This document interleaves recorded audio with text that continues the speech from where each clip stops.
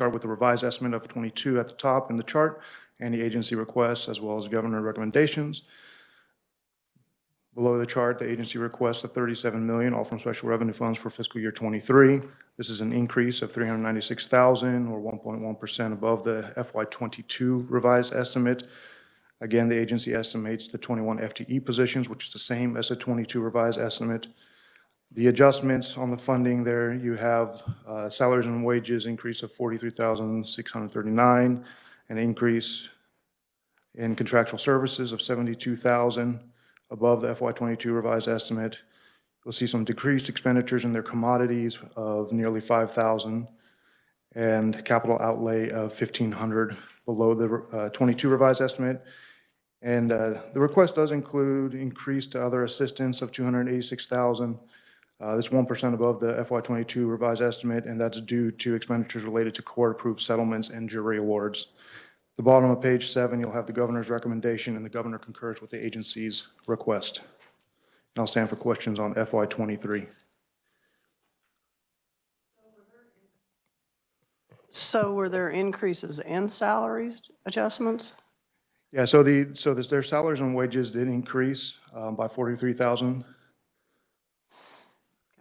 I guess Clark is here today, isn't he? Yes, I'll talk to Clark afterwards. All right, any questions from Senator Kirshen or Senator Petty? None here. None. Well, somebody? Must be a delayed reaction. Did you hear somebody? I said no. I mean, I didn't have any questions. All right, thank you. All right, we'll continue on. All right, thank you. That concludes my overview of this analysis. I would like to note that last year during the Oversight Committee, the actuarial did note that there was a decrease in their surcharge rates, and I believe there was a recommendation, and the agency could probably speak to this more, of increasing the surcharge rates by 3.3% for the calendar year of FY22. That is not listed in here. I just wanted to provide that information to you. Thank you. All right, we will continue on. Next, we have Clark Schultz, Executive Director of the Healthcare Stabilization Fund. Good morning, Clark. There we go.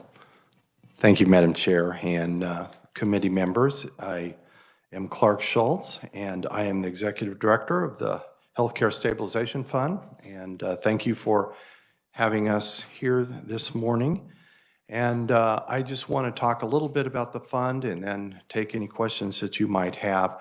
As I think all of you are aware, the fund is an outgrowth of 1976 legislation that wanted to make sure that our healthcare providers, as defined in statute, are able to find affordable professional liability insurance coverage. And so we are the secondary amount for healthcare providers. There's you may remember that last year you changed the law, and this, starting January 1st, a healthcare provider has to have a $500,000 policy, base policy from an insurance provider, and then they receive an additional $500,000 coverage from the stabilization fund. However, prior to that, for example, last year, they had to have a $200,000 base policy, and then they had 3 options with the stabilization fund: a $100,000, a $300,000, or $800,000, so that a provider who wanted a full $1 million of coverage was able to do that. And so we are dealing with that change now, as most of our providers are renewing their coverage for this year. And as those are coming in, we are following the new law, of course. Last year, we had, and we continue to have, about 16,000 healthcare providers who are defined, again, by statute. The highest surcharge rate that a provider paid was $19,295 for a neurosurgeon who had asked for the highest coverage. The lowest surcharge rate was $100, which would have been a first-year provider who selected the $100,000 per claim option. During the fiscal year ending on June 30th, the fund closed 421 claim files and paid over $17 million in compensation to those who were injured. And so we are, the pandemic has changed things for us, of course, and slowed down the court system a little bit. So some of our settlements, or at least our court cases, were slower. We're starting to see that pick up now. And so we've tried to estimate as best we can what our possible claims and judgments might be for the next year. And that is always kind of a guess, but we do have an actuary who helps us with that each year. And then we also have the Legislative Oversight Committee, which meets once a year, who also takes a look at what we're doing and what the actuarial study says and so forth. And Senator Suellentrop, which I understand is not on the call today, but he is on that committee, the Oversight Committee as well. So the whole goal of the Stabilization Fund is to make sure that our healthcare providers are able to find affordable professional liability insurance and then coverage through the fund. And then we're also here we're not an insurance company. We are able to take care of Kansans or those who have been treated by a Kansas licensed provider. And if there are healthcare outcomes that are unfavorable and that were questionable whether the standard of care was met, we are there to try to settle that the best we can and to work for the citizens of Kansas as well. So with that, Madam Chair, I would entertain any questions you might have. I just had the one question about raises. Look like did you give raises or you just have salary increases for different people? Or? For next year, which I think is what you're speaking of, we built in money for raises and for the additional costs. We also, I think we have been running on 20 employees, and we built that in there as well, the 21.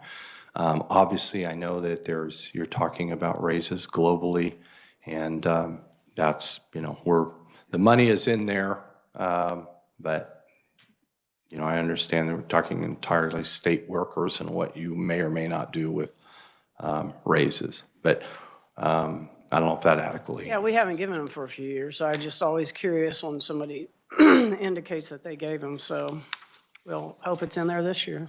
Yeah, we did not give a raise last year, if that's the base question. We did not. All right. Questions from Senator Petty or Senator Kirshen? This is Senator Petty. I was just curious Chuck, in your report with the closing out of 421 claims, is that fewer, more than you've seen in the past? You mentioned about COVID. I just was curious if that had played into the claims request.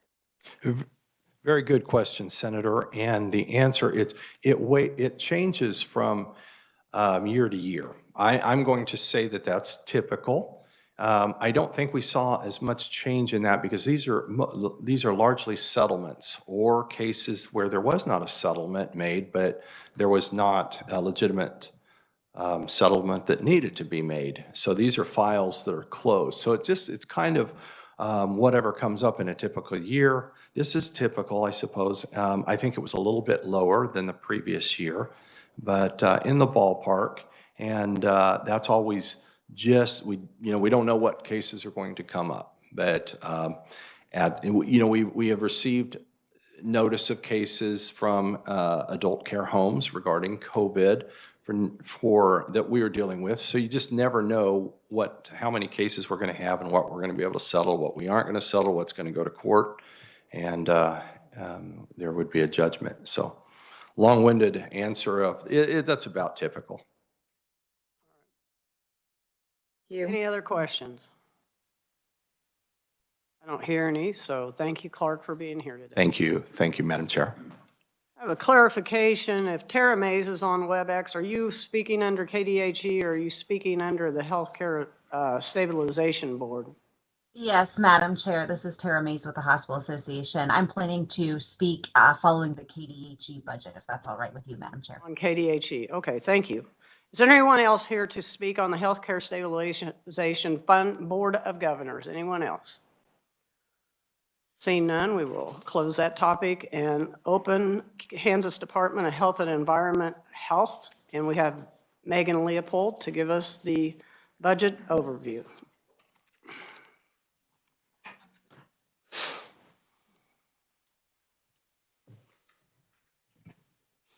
Thank you, Madam Chair. Morning.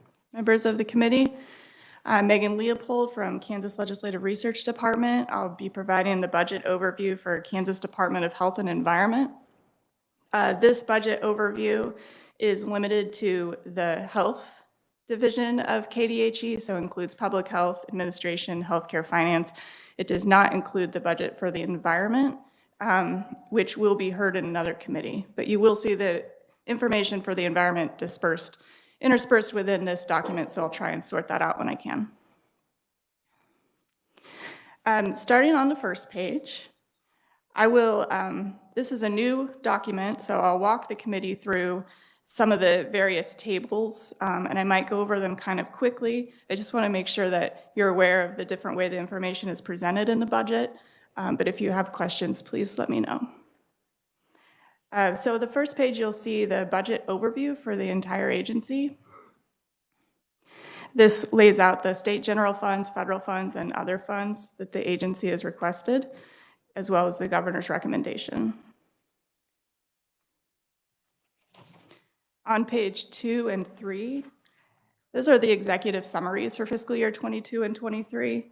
It's information that will be repeated in a little bit later in the document, so I'm not going to go over this right here, but I did want to point out the charts, figures 2 and 3, that provide a nice visual of the differences between the legislature's approved budget in 22, the agency's request, and then the governor's recommendation. And then in figure 3, it's for fiscal year 23, it shows the difference between the agency's recommendation and the budget, the governor's recommendation.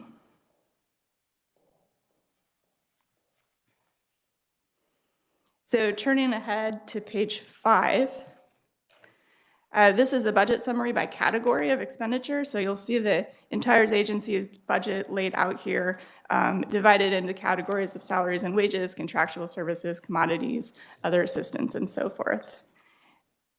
Below that, you'll see the state general fund expenditures for the agency. And this is from 2014 up to the governor's recommendation in 23.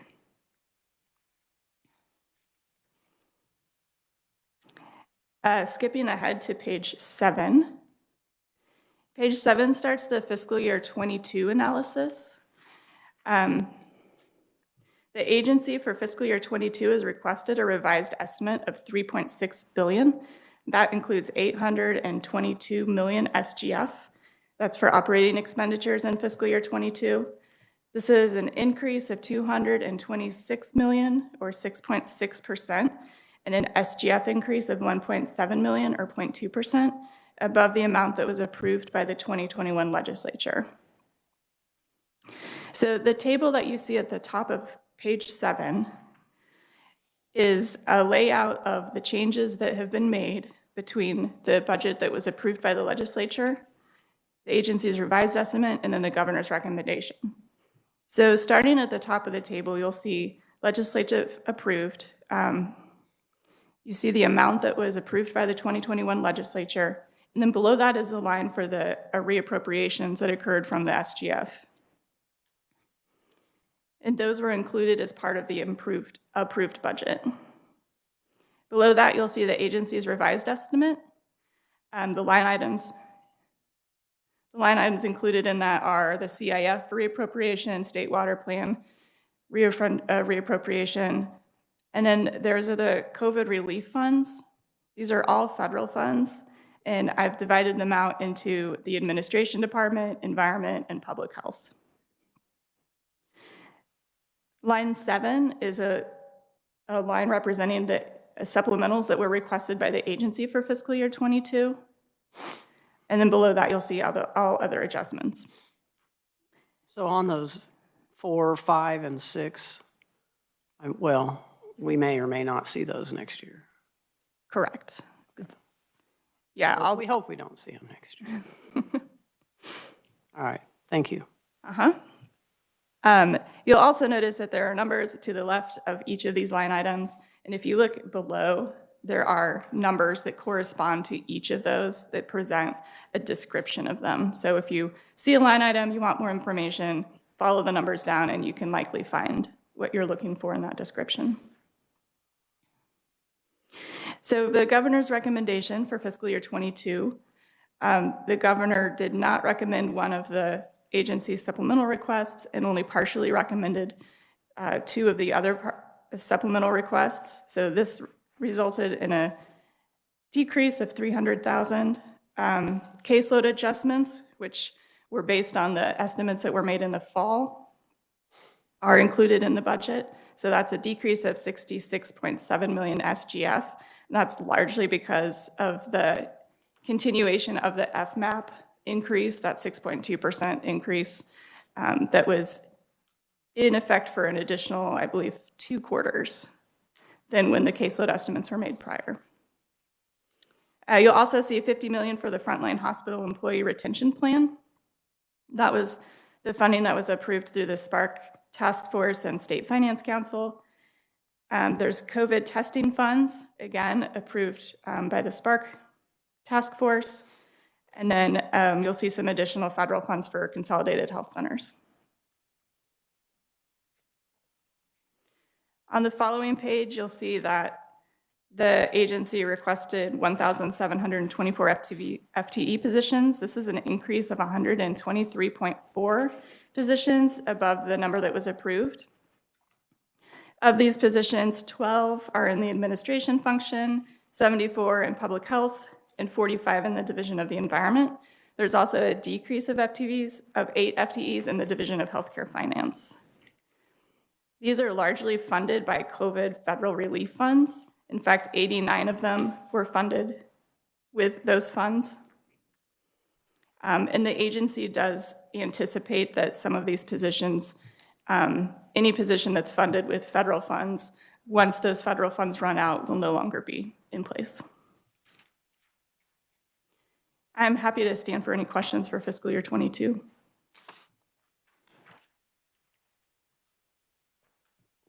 What page are the numbers on those FTEs in here? So the description is on page 8. I see it. I see it now, thank you. Okay. All right. Any questions at this time from the committee? I don't hear any, so we'll continue. All right, I'm going to move ahead of page to page 10. On page 10, you'll see a chart. This is an addition to the budget analysis from prior years that illustrates the change from actual expenditures on 2021 to the agency's request in fiscal year 22.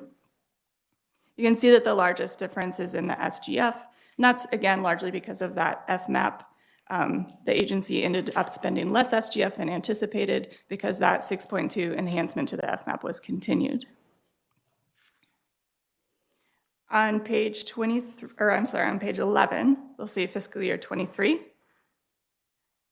For fiscal year 23, the agency requested $3.5 billion. That includes $814 million SGF.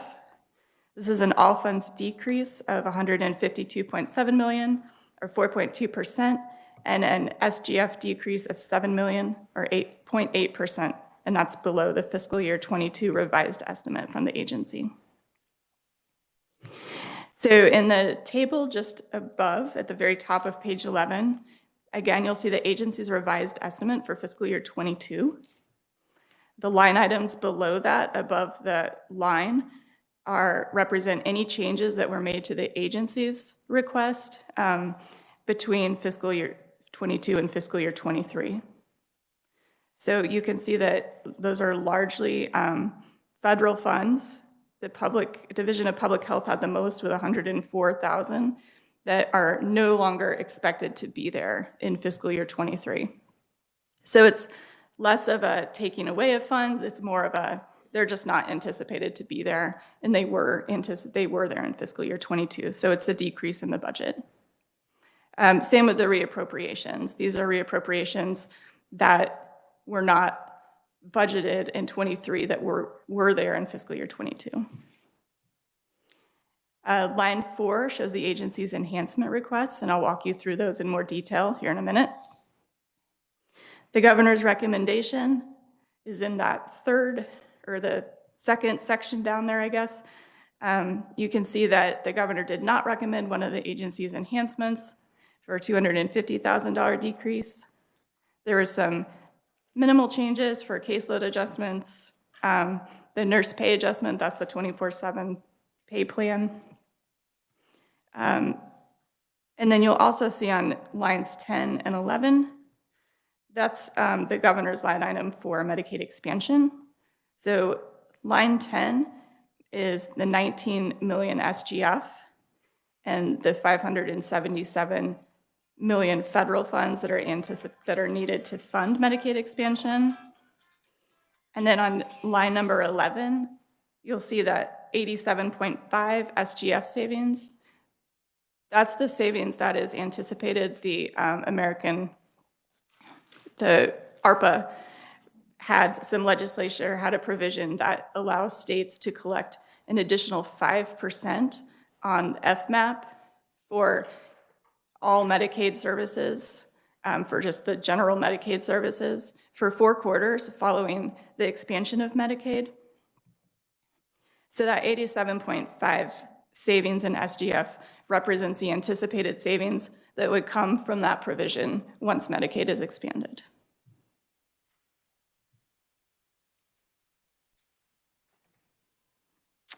On the next page, well, I'll skip forward to page 14. You don't want to talk about the lab? Oh, the lab is in the environment budget, so that will be heard within the agriculture committee. I think I asked you that yesterday. Just want to keep talking about the lab. All right. All right, on page 14, the agency's supplemental requests for fiscal year 22 are laid out. The agency is requesting 3 FTE positions for the Medicaid eligibility program. These are positions that would be working with eligibility, analyzing the reports to find errors and reduce the number of findings from external audits. They're also requesting 2 FTE positions for the Medicaid pharmacy program. This would be 1 pharmacist and 1 pharmacy technician. They're also asking for a supplemental for the extension of Medicaid pet coverage for pregnant women. This would provide 10 additional months of postpartum coverage to Medicaid coverage for women. Currently, eligibility ends at 60 days postpartum. This request represents 3 months of funding for fiscal year 22. On page 15 are the fiscal year 23 enhancement requests. The agency is requesting a restoration of the reduced resources in the administration department. These were expenditures that were moved from SGF to fee funds. The agency is requesting that they're moved back to the SGF. There's a data center rate increase that's due to fee increases in the Office of Information Technology Services. On page 16, you'll see the enhancement request for maternal and child health home visiting. These are additional funds that would come from the Children's Initiatives Fund to expand the home visiting program This has been funded in the past through Children's Initiatives Fund. This is an increase. And it would expand the program's reach from reaching approximately 11% of eligible families to more than 60%. There are also enhancement requests for oral health school-based preventative services. Again, the FTE positions in Medicaid eligibility and pharmacy. There's also a $9.1 million request within the healthcare finance division. This is to fund the period for the Kansas Modular Medicaid System project between the period when the system is implemented and CMS is able to certify that. The state is, they're not eligible for the full federal match.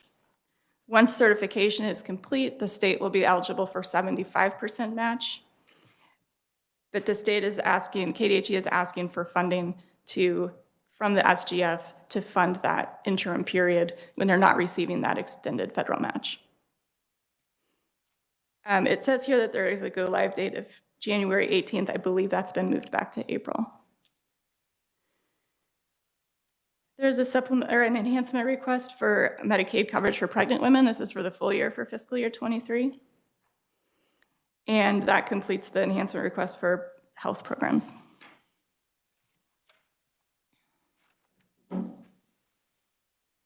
If you move to the next page, on page 18, this is a chart that lays out the COVID relief funding for the agency. As you can see, the agency receives COVID relief funding from a variety of sources and that are eligible for uses in a variety of ways. You'll see the first column shows the total anticipated award. So this is the total award that the agency has and expects to receive. In the second column, you'll see the amount that the agency's budgeted for fiscal year 22. And then the third column is what they've budgeted for fiscal year 23. And then finally, the last column is a description of the funds, just providing some general information about how those funds can be used. On page 20 is some additional information about the federal medical assistance percentage, or the FMAP. This lays out the information based on how much savings the state has gained from each quarter, starting March 2020 and then through the quarter ending September 21. I just received updated information from KDHE for the quarter ending in December. And if you add that in, that bottom on the top table, the bottom right number of about 450,000 goes up to about 519 million. So at this point, all of the actual savings from the FMAP 6.2% increase have totaled to about $519 million. Below that, you'll see how the FMAP savings have been distributed through the 3 different agencies. And I should point out that top table is statewide. It's not just KDHE, it includes Medicaid services through KDADS as well. On page 21 is an overview table where you can see the budget laid out between the 4 main programs: administration, public health, healthcare, finance, and environment. You'll also see the FTE positions divided up through those programs as well.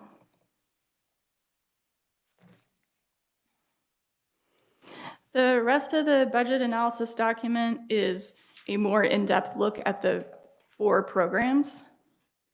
So if you look at page 24,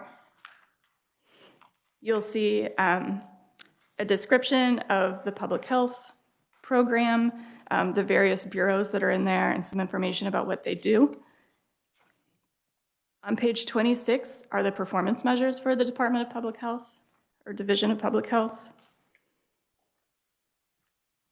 And then on page 27, this is a table that is the same table, same setup as what I went over earlier, that just compares the legislative approved amount, shows you what the agencies added to it, and then shows you what the governor has added in her recommendation. And this is just specific for public health in fiscal year 22. So all of this information has already been covered, but it does, the main difference is that in the agency revised estimate information, it lists out those COVID relief funds in greater detail.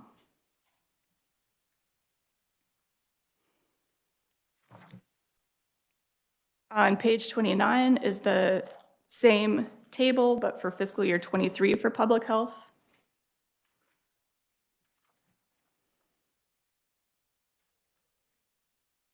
Moving to page 31 is the beginning of the Division of Healthcare Finance. Again, this is information I've already covered. It's just laid out in more detail in its program. It's the financial information specific to each program. So you'll see similar tables for the Division of Healthcare Finance on page 35 is the fiscal year 22 table. And on page 34 are the performance measures for healthcare finance. And then finally on page 36 are the changes to the agency budget and the governor's recommendation specific to healthcare finance in fiscal year 23. I'm happy to stand for any questions, the KDHE budget. Do we have any questions online? Senator Petty, Senator Kirshen? Madam Chair, I do have a question. Senator Petty. Just want to please identify when you come on. Thank you. This is Senator Petty. It was back on the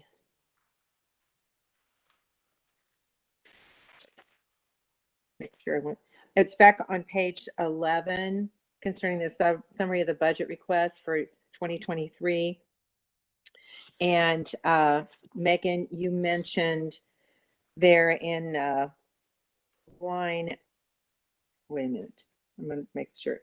In line item 10 and 11, well, 11, that $87.5 million.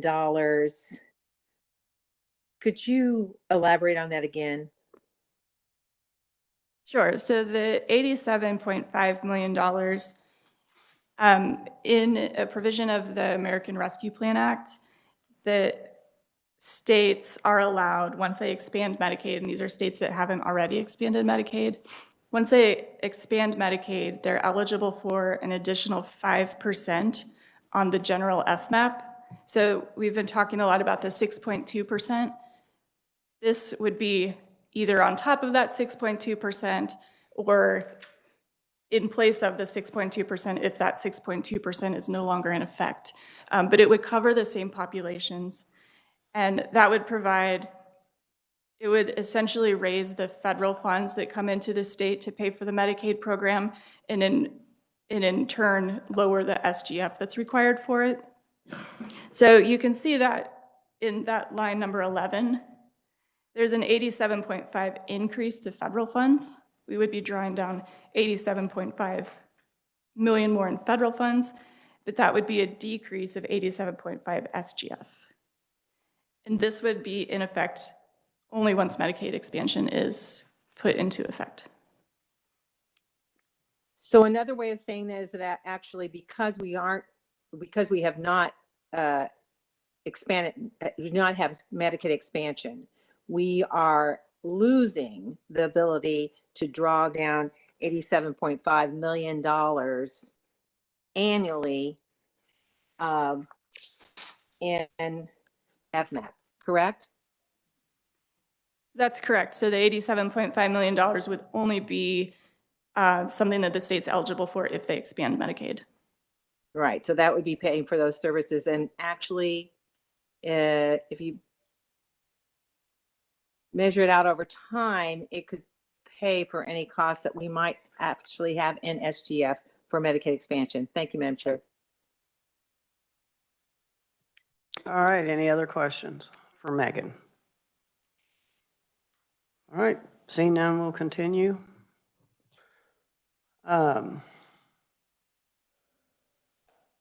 Next we have, is it Dennis Kreisel? Oh, okay, there you go. So I think everybody that's here knows me. I want to make sure you have enough time to say what you need to say, but don't say it 3 times. And if it gets to where it's redundant, I'll probably ask you to wrap up your testimony, but All right, I understand. I think we should be fine. Okay. Well, thank you very much, Madam Chair and members of the subcommittee. My name is Dennis Kreisel. I'm the Executive Director for the Kansas Association of Local Health Departments. We represent local health departments. I'm here today to request the committee consider adding $1.6 million, all via the State General Fund, in fiscal year 2023 to aid the local health departments for statutory formula distribution as listed under KDHE's Division of Public Health. I was before the subcommittee last year asking for 2.6 million. I thank you. We did get 1 million from the legislature last year. That was the first increase this formula has had in 29 years. And so I'm just back to ask for the additional 1.6 million that we requested. That adjustment factors in inflation and population changes since 1992, which was when the original last increase had happened up until last year. So that's really my only request. The only other thing I would add is the Senate has been very gracious to provide a proviso for the last couple of years, raising the minimum from $7,000 to $12,000. We do have a bill, it's House Bill 2248, it's sitting on Senate General Orders right now that would permanently put something like that into the statute. However, if that's not going to pass this year, we would appreciate another proviso. I'll stand for questions. Yeah, I forgot that was in proviso. What bill number did you say that was? 2248. 248. All right, thank you. And any questions from the committee? I just had one. Of the money you did receive, did you hear back how best they were able to use it? Was it improving staff or keeping staff or? Yes, a bit. And I know at least 2 health departments have submitted written testimony, and I read both of them, and both of them did say what they used their dollars for. In terms of, so one had mentioned enhancing a program, non-COVID program that they dedicate their funding to. I've encouraged them to consider doing things like staff pay increases or other modernization efforts for public health. Obviously, we've had a lot of COVID dollars come in, but unsurprisingly, those are very restricted to just COVID purposes. So I've really encouraged this very discretionary fund to be used for other items. But of course, it's at their choice in terms of what their specifics were, but I would defer to their testimony. Okay, thank you. All right, I don't hear any questions on WebEx, so we will move on. Thank you very much. Thank you for being here, Dennis. Tara Mays, the Kansas Hospital Association, via WebEx. Hi there, Madam Chair and members of the committee. I'm Tara Mays with the Kansas Hospital Association. Thank you all for allowing me to appear before you virtually today. First, want to thank you all for all of your support of the Kansas hospitals as we've gone through the past couple of years. We really appreciate the SPARK funding and all of the support that you all have given us, and certainly working with KDHE throughout the course of these last couple of years. So just want to express that. As you're looking at the Kansas Department of Health and Environment Division of Health budget, we did just want to bring to this committee's attention a request that we would have that you all are very familiar with, so I won't spend a lot of time on it.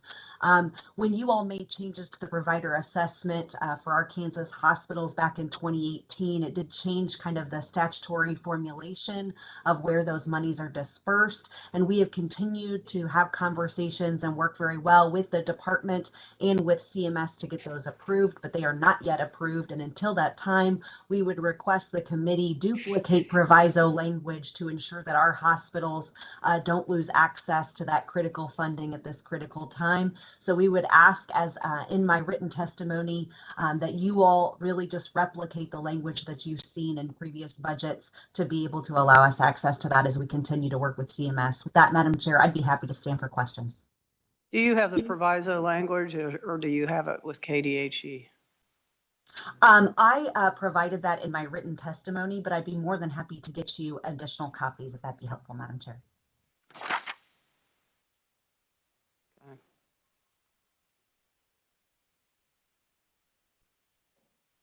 All right, I see it. We just want to make sure we get it in. Questions from the committee? Madam Chair, Yes. Senator Petty, is that you? Sorry. So, Tara, do you have any timeline with CMS, or we're still just the great unknown?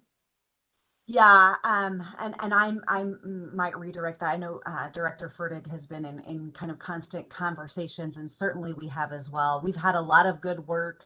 I would say we were optimistic that the timeline would have looked great when we peered before you last year. Unfortunately, there hasn't been as much movement as we'd hoped, so I don't have a timeline to report at this point, but we're hopeful soon. Thank you, and thanks for providing that language for the proviso.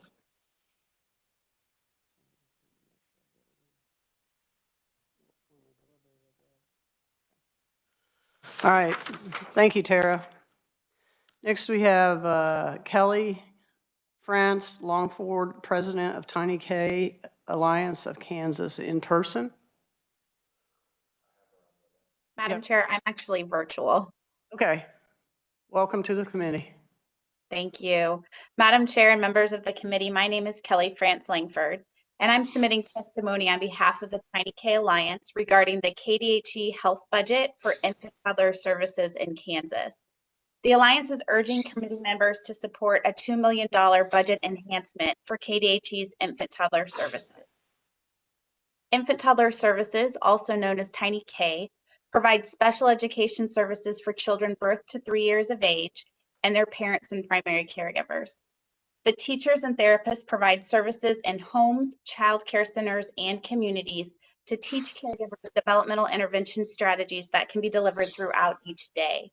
This maximizes a child's potential to enter school ready for kindergarten. Science is clear that intervening early and skillfully during the first 3 years of life yields the greatest developmental impact. These positive changes in a child's brain structure impact the child's later success in school, in the workforce, and in their communities.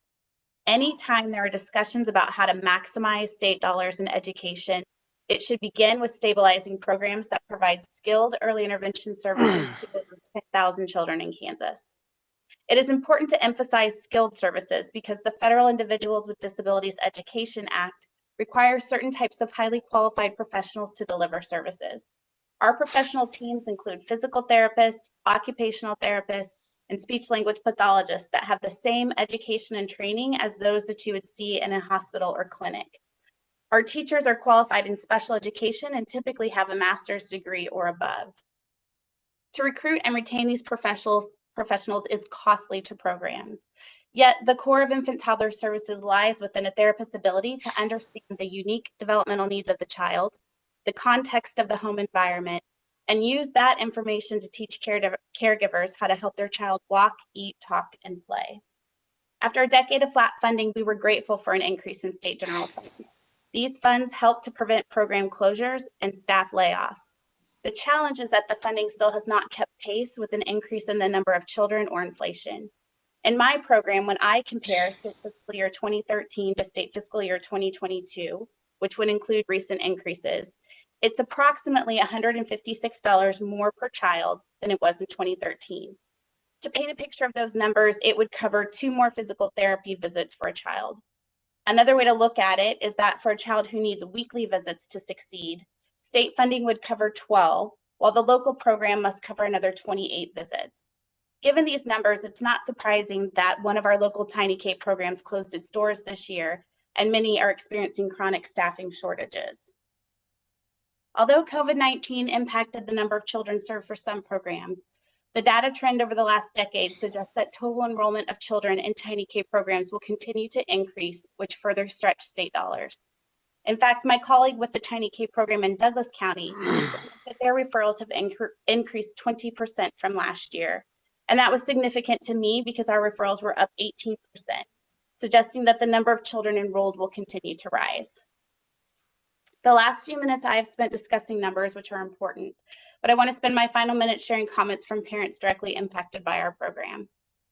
Tiny K from day one became an extension of our family tree and our village to raise our daughter. They have given us the confidence as first-time parents to know what is best for her and to work together to always be working towards the next milestone, big or small. I do believe a huge reason our family has achieved so much in our daughter's development is because of the expertise, knowledge, and love that all program members offer to each child and family. And that was from a parent of a child with Down syndrome in our program. Another parent shared, TARC has helped us to learn to play and interact with our child by giving us interventions that we couldn't think of on our own. We can now take a bad situation and make it a play situation. Our child is happier, and through play, he has learned many new things. These stories paint the picture of what Tiny K programs can do with even a slight increase in funding. Imagine the potential impact for future Kansans when we can assure sustainable, adequate, and equitable funding for Tiny K programs. Thank you for allowing this opportunity, and I'm happy to stand for questions. Thank you, Kelly. I do have a question. I'm thinking years back. Do we have, or do you have a sliding scale program? So for people that husband and wife both make 6 digits income, do they get the same service at the same price as somebody that just makes a total family 5-digit income? Madam Chair, we do not have a sliding scale. In fact, there are no out-of-pocket costs to parents. We bill Medicaid, and when we have the parent's permission, if they have private insurance, we can bill private insurance as well. I don't know the historical conversation as far as a sliding scale in Kansas. I can say at a federal level, states that do have sliding scales, some of the current legislation being discussed is that the state would need to move away from those sliding scales in order to provide those services, those public education services to children. Thank you. Any questions from the senators on WebEx? This is Senator Chair, Petty. I'll let Senator Kirshen go first. Senator Kirshen. Okay. Thank you. You mentioned programs or either staffing. Those two are the critical ones. You close a program, where do those people go then after that? Is there something available, or is this unique to? For the program that closed this last year, it was a combination of retirement of the current staffing, and then I'm not privy to the information about the other employees that were, what happened to them. Another program that shared a border with them were able to absorb that program, and I don't have the information about what they decided in terms of staffing. So the programming then is there an increased enrollment in that? What's the average increase every year? People that take those services. Sure.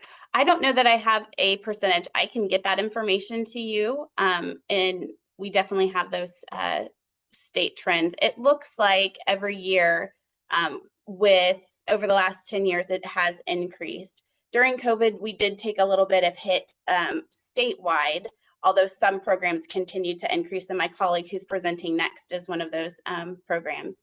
But generally, I would say it seems to be an increase of about 500 kids a year, but I would be more comfortable if I could email those numbers to you directly. Yeah, that'd be fine. I just want to know how much demand there is out there. So thank you. Thank you, Senator. This is Senator Petty, and thank you, Kelly. Thank you so much for your presentation. You were touching on this a little bit. I know it's always been the intention with early childhood programs like Tiny K to, as you have mentioned, the impact is that's made earlier instead of later in keeping children out of our special education programs or continued assistance throughout their educational career. What other things do you think have helped with parents and family members making these decisions to look for services earlier? I think it's a combination of things. I think one, our doctors are looking earlier. We're using screening tools to, as they're seeing children, to make those decisions as far as development and being able to have those conversations with parents. Certainly the messaging, both at a national and a state level, is when your child has delays, it's better to intervene early.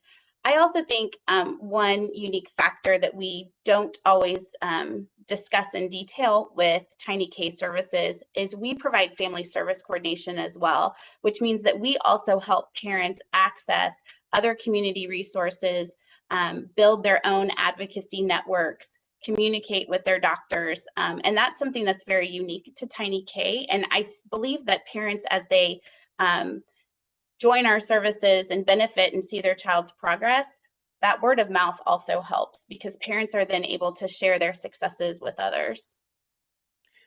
Thank you, and I appreciate that you emphasize the parent involvement because this isn't a program that works just with the child, it works with the family as well too. And your testimonies that you included in your presentation about the parent involvement and the education is such a critical piece. Do you think that any of the legislation that we've passed in the last few years concerning autism has had any impact on any of the families you're seeing used or come to Tiny K earlier? You know, I think anytime the legislature makes a commitment towards helping children identify children earlier and helping them access services, certainly that gives the public more knowledge about what's available in Kansas. I think, you know, some of the legislation hasn't directly impacted Tiny K in the sense that we were already responsible and providing those services for children and helping families access and giving them the knowledge that they need to help their children succeed. But I definitely think when this body speaks, people listen. And so that certainly helps the public awareness piece of the program. And I certainly would discourage us looking at anything that's income-based because this program does help pull down those federal dollars that are there to help children at an earlier age as well. So I think that that's something we need to consider because it doesn't matter what age, we want to help them meet their highest potential. Thank you. Thank you, Senator. Kelly, Senator McGinn here. I want to make sure I heard all this correctly. You don't have a shortage of staff, and you just want to make sure that the funding keeps pace with the number of children and inflation. Go ahead. Sorry for the interruption. We do have a shortage in staff. Most programs have open positions, and it is very challenging to recruit and retain our therapists and teachers. Therapists in particular, because they can make more money and have better hours at a hospital or clinic than they can in Tiny K. And so staffing challenges in my career have been a serious issue, both with our program and with many programs around the state. Okay, thank you. All right. We're going to move on to Monica Ross, Program Director of Infant Toddler Services of Johnson County, in person. Madam Chair, I'm also via WebEx today, like Kelly. All right. Welcome to the committee. Thank you. Thank you, Madam Chair and members of the committee. Thank you for listening to the testimony. As Madam Chair said, my name is Monica Ross, and I'm the Program Director for Infant Toddler Services of Johnson County, which is the largest of the 33 infant toddler programs across the state of Kansas. We provide 17 different special education services for children that are ages birth to 3 years old and their families. And I come today before you to ask for a $2 million increase to the KDHE Infant Toddler Services budget. We are required by law to serve every child who is eligible for services if the parents want their child to receive the services. A child is eligible for our program once a condition or a disability causing a developmental delay or a high probability of delay is identified. As my colleague Kelly mentioned, services are provided at no cost to each and every family, and our services are designed to support the entire family, not just the child. We are required by law to never have a waiting list. So any child that qualifies receives services within a 45-day period of that initial referral.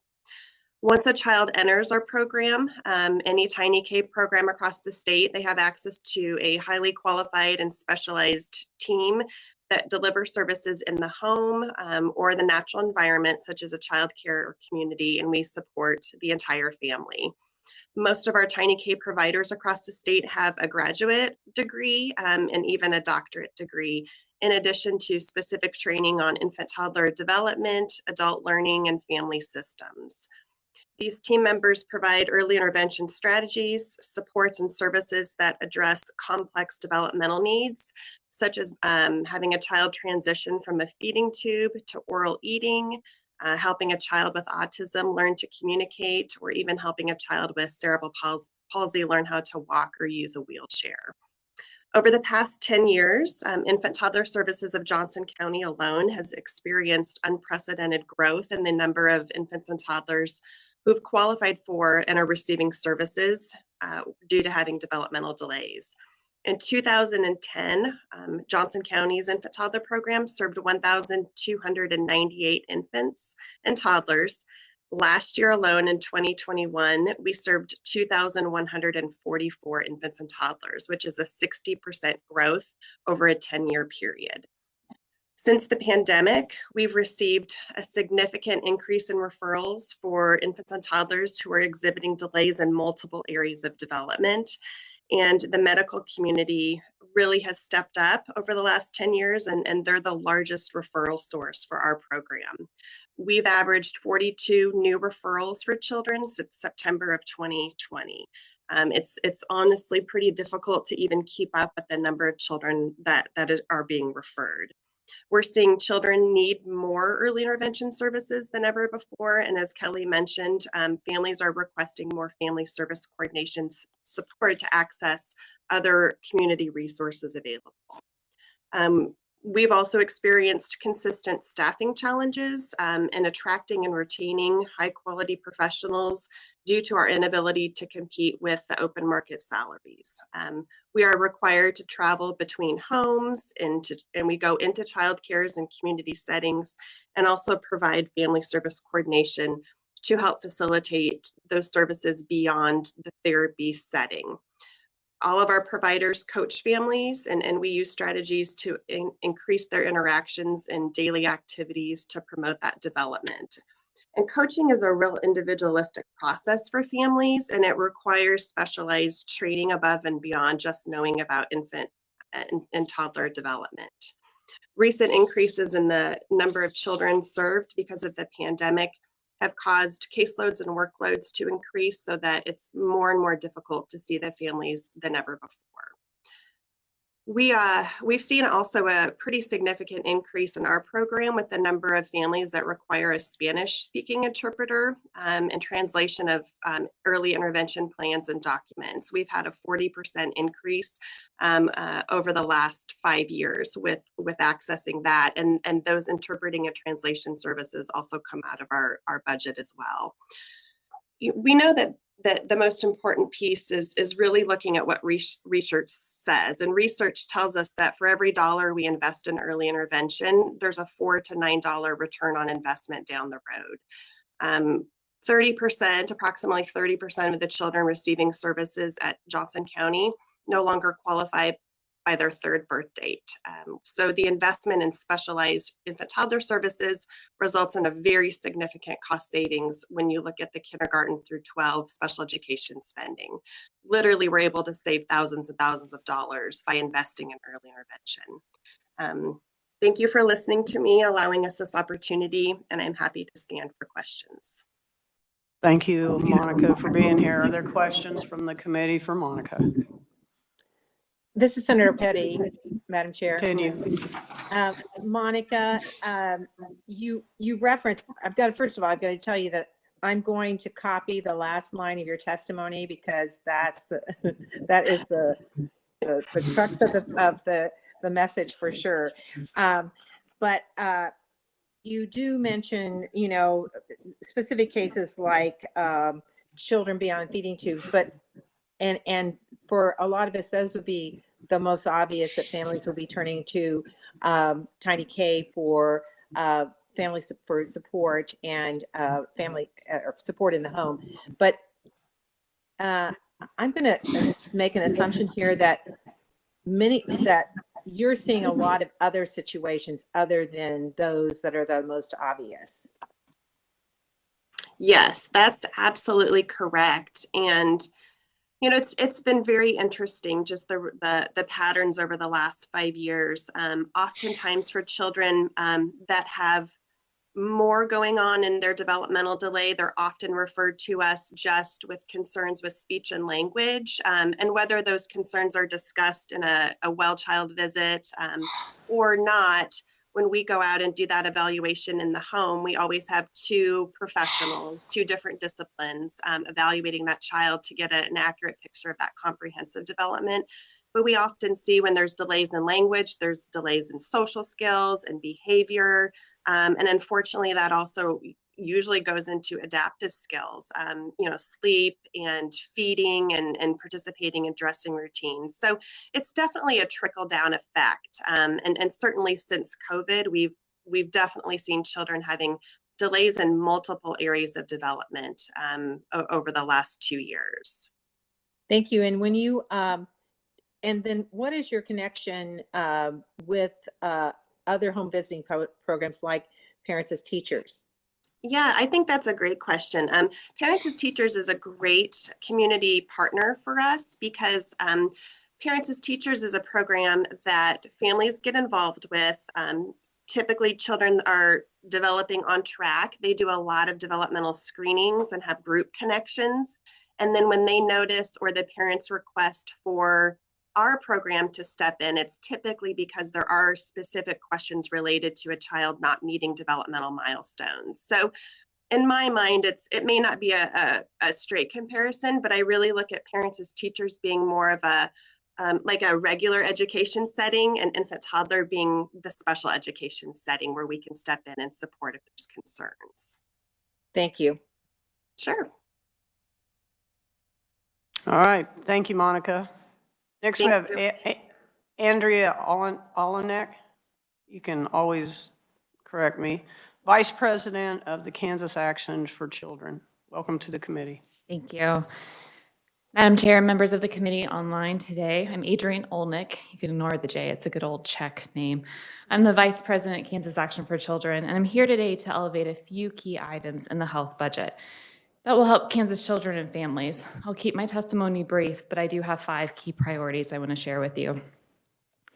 The first is postpartum extension. In March of last year, Congress passed ARPA, which you've already heard about, which opened up the opportunity for states to extend postpartum coverage to a full 12 months after giving birth. Pregnant moms in Kansas can qualify for CAN-CARE coverage if they are under 171% of the federal poverty line, but currently they only have that coverage 60 days after giving birth. Research shows how important that full 1 year after giving birth of coverage is, not only for moms, but for the well-being of their infants as well. Fortunately, through ARPA, the change can take place through a state plan amendment rather than the more cumbersome 1115 waiver process. So this money is already allocated in the governor's budget, and we ask that you keep the $10.5 million allocated there. That would give us the opportunity to fund this extension. Because of FMAP rates, only $4.2 million of that would be state general fund dollars. And you'd be helping nearly 11,000 moms each year by extending the length of time of the health coverage. We also, of course, would encourage you to supplement the fiscal 22 budget so that we can implement this when it becomes available on April 1st. Next, an item you've addressed through a budget proviso in the past 2 years is increasing the cap for the newborn screening program. The cap is currently set at $2.5 million and is funded through the Medical Assistance Fee Fund. With the addition of new tests and opportunities to diagnose and follow up on identified issues, this cap is no longer responsive to the current requirements, and we ask that the cap be increased to $5 million. Now, preferably, this would be permanent through a bill, but should that not happen this year, we ask that you prioritize and include that proviso in the budget again. In the past several years, we've seen the planned reduction in the enhanced FMAP for CHIP, or the Children's Health Insurance Program. Previously, the state's portion was funded, again, through that medical assistance fee fund, but that funding source is no longer sustainable to meet the full obligation. Last year, you acknowledged this and you responded by allocating SGF dollars, and we ask that you continue to prioritize fully funding CHIP again this year.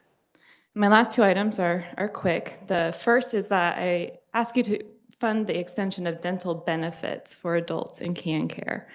Currently, adults are only eligible for emergency extraction services, and these benefits would be a cost-effective way to prevent more expensive emergency treatment and also provide a better outcome for a number of Kansans who are hindered by inadequate or no dental care. Many of these adults are parents, which is also why I raised that for you today. And finally, I know you've already heard about the local health department increases, but I'm here to also share that that's a priority for us as well. We thank you for the increases in the formula and the budget allocation last year, and we ask that you catch them up and add that $1.6 million. Because local health departments are a critical part of the care for children across Kansas. They do timely immunizations, well child visits, WIC services, child care licensing, just to name a few items. And as we know, we lose medical providers across the state, especially in rural areas. They're even more crucial. So we ask that you prioritize the funding of that increase. I know I shared a variety of items with you today. I held myself back because there are a lot of items in this budget that help Kansas kids and families. So thank you for your time, and I'm happy to answer any questions. Thank you. Adrian Olnick. You got it. Nice. I had to put my sounds like note on there. So, Silent consonants. on this postpartum, how does that work? So, you know, not everybody maybe has that issue. Do they just, when they leave the hospital, they say, here's a number you call if you think you're having a problem, and then they can get into the program for 60 days? So if a person qualifies for pregnancy coverage under Medicaid, which is a higher threshold, it's that 171%. So we see about, a number of women who qualify under that. So once you're in that, you have coverage for prenatal care, the delivery, and then you have 60 days of care once you've given birth. So what this would do is provide you 12 months of coverage after giving birth, because so many pregnancy complications or issues come up beyond the 60 days. And so this helps improve not only the mom's care, but also, when healthy moms are present, they can have healthy babies and help with their care. So a lot of particular issues you might be thinking about, maternal depression or others, are certainly part of this, but also just making sure they go see a doctor after that first 60 days after giving birth. Hope that answered your question. So this is care folks population. Correct. And so if you're self-pay, how do those individuals seek help? I can only hope that their doctor mentioned something to them.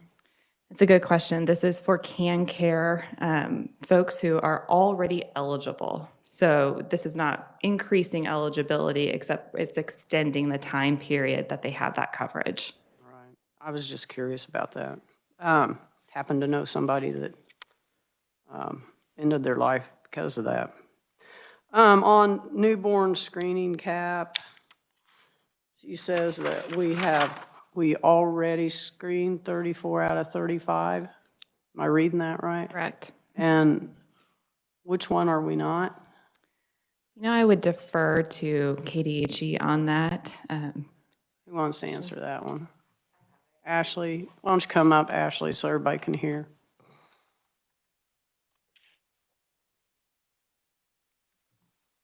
Good morning, Senator Ashley Goss, Deputy Secretary of Public Health for KDHE. Let me get to my page.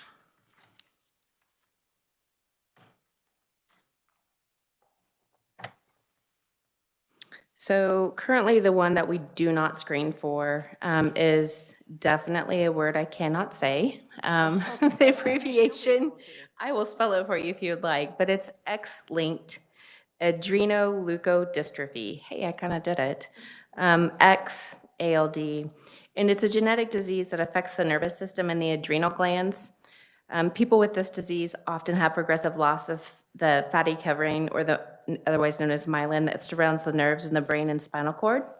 According to HRSA, the XALD evidence report, the overall U.S. incidence of having at least one mutation associated with this, regardless of sex, is estimated to be about 6 per 100,000 births, or 1 per 17,000. All right, thank you. You're welcome. Then on the dental health, so it only covers extractions? That's what I understand. I think you'll hear from someone who can explain the That's dental right. more. I Yeah. see Tanya's. I'll save it for her. Okay. Committee, any questions for Adrian? Madam Chair, I got a question.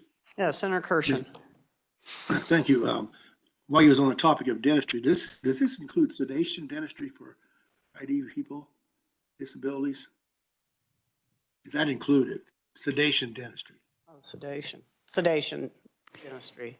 Madam Chair, I would again probably defer to testimony. I think you'll hear in a little bit that someone who's a little bit more competent and speak about the details of what that covers. She'll be up next, Dan.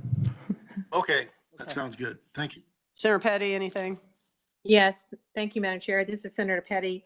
And Adrian, thanks for being here today. That on that extended postpartum coverage, that's families, that's mothers that are at 8,352 annual income of family of three, correct?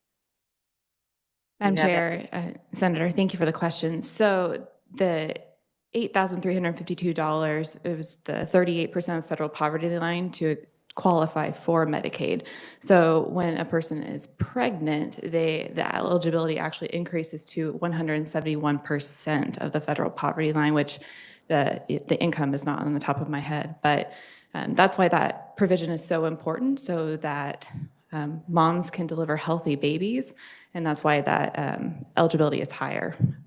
Okay, so they at that level they are then considered, but then they can be at a higher income level for that family of three than the 38% of poverty. Is that correct? So the reason the extension is important because after 60 days, most women who are receiving the eligibility for postpartum with a higher eligibility will not qualify for Medicaid for the full 12 months. Kansas has a very low eligibility level. Right. I know that the few states that are still at this level are looking at making these changes. So I appreciate you bringing that forward. And then am I understanding about this newborn screening cap increase?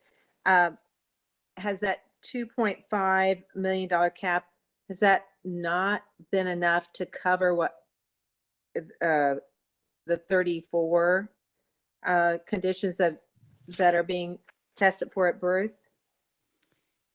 Thank you for the question. I believe that because the proviso has been in place in the budget for, I believe, 2 years now, they are, exceeding the $2.5 million cap. I think it's, in the around a little over $3 million now. So we need the proviso to continue the current level of testing and sources that they have there. But a permanent increase would be great, so you don't have to hear us coming back about this every single year. Thank you. And I very much support what you've brought forward. Thanks so much. Thank you. All right, thank you.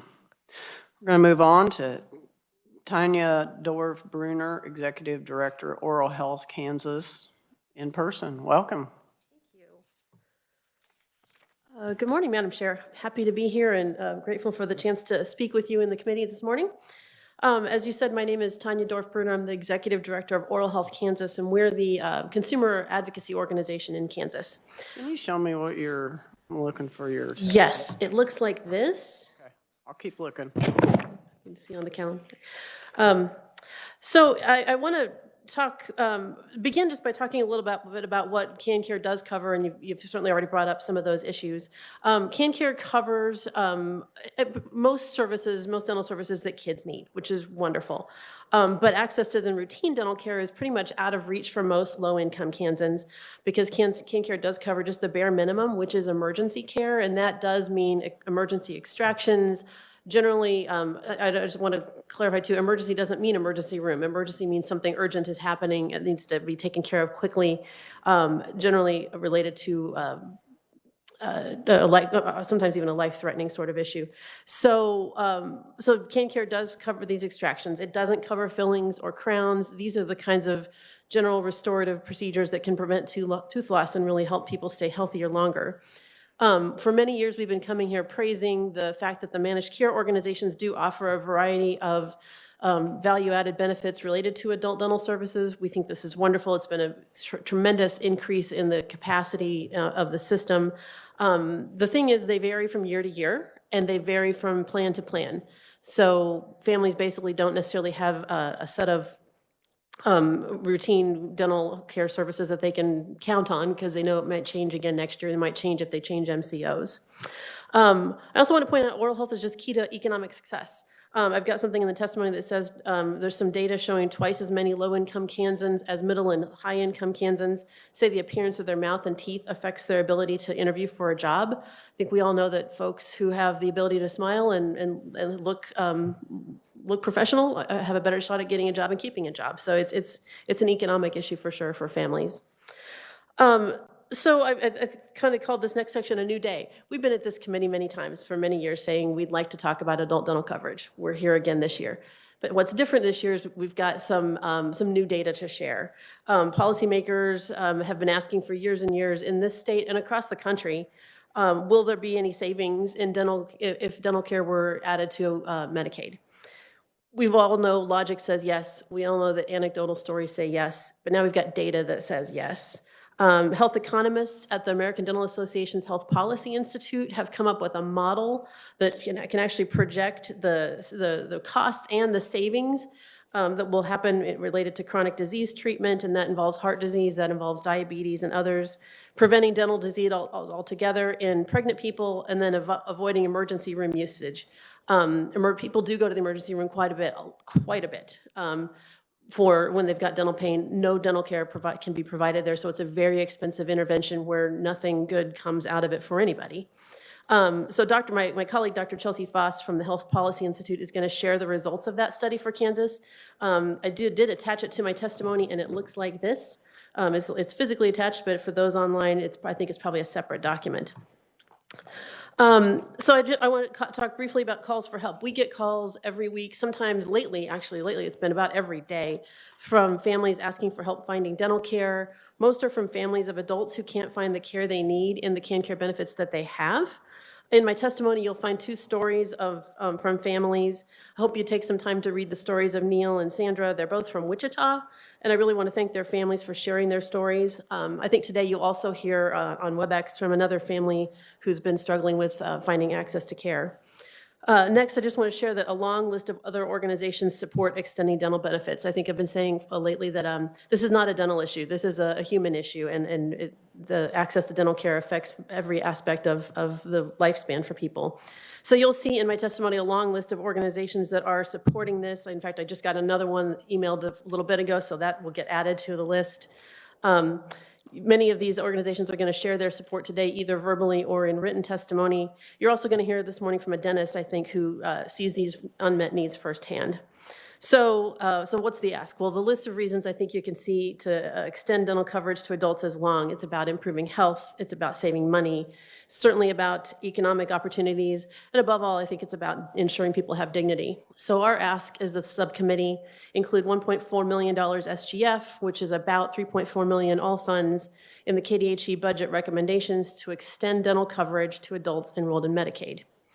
I just want to briefly, before I end, say we also are among the organizations supporting the postpartum coverage. We actually had our Dental Champions Leadership Program is a program that teaches folks about advocacy and about policy. And our most recent class spent a lot of time talking about how do we ensure pregnant moms and young children can be healthy. And this was one of the policy proposals they'd come up with a couple of years ago. So it's extremely exciting to see that, and we're very supportive. So thank you for your time. I'll be happy to respond to questions now or at the appropriate time.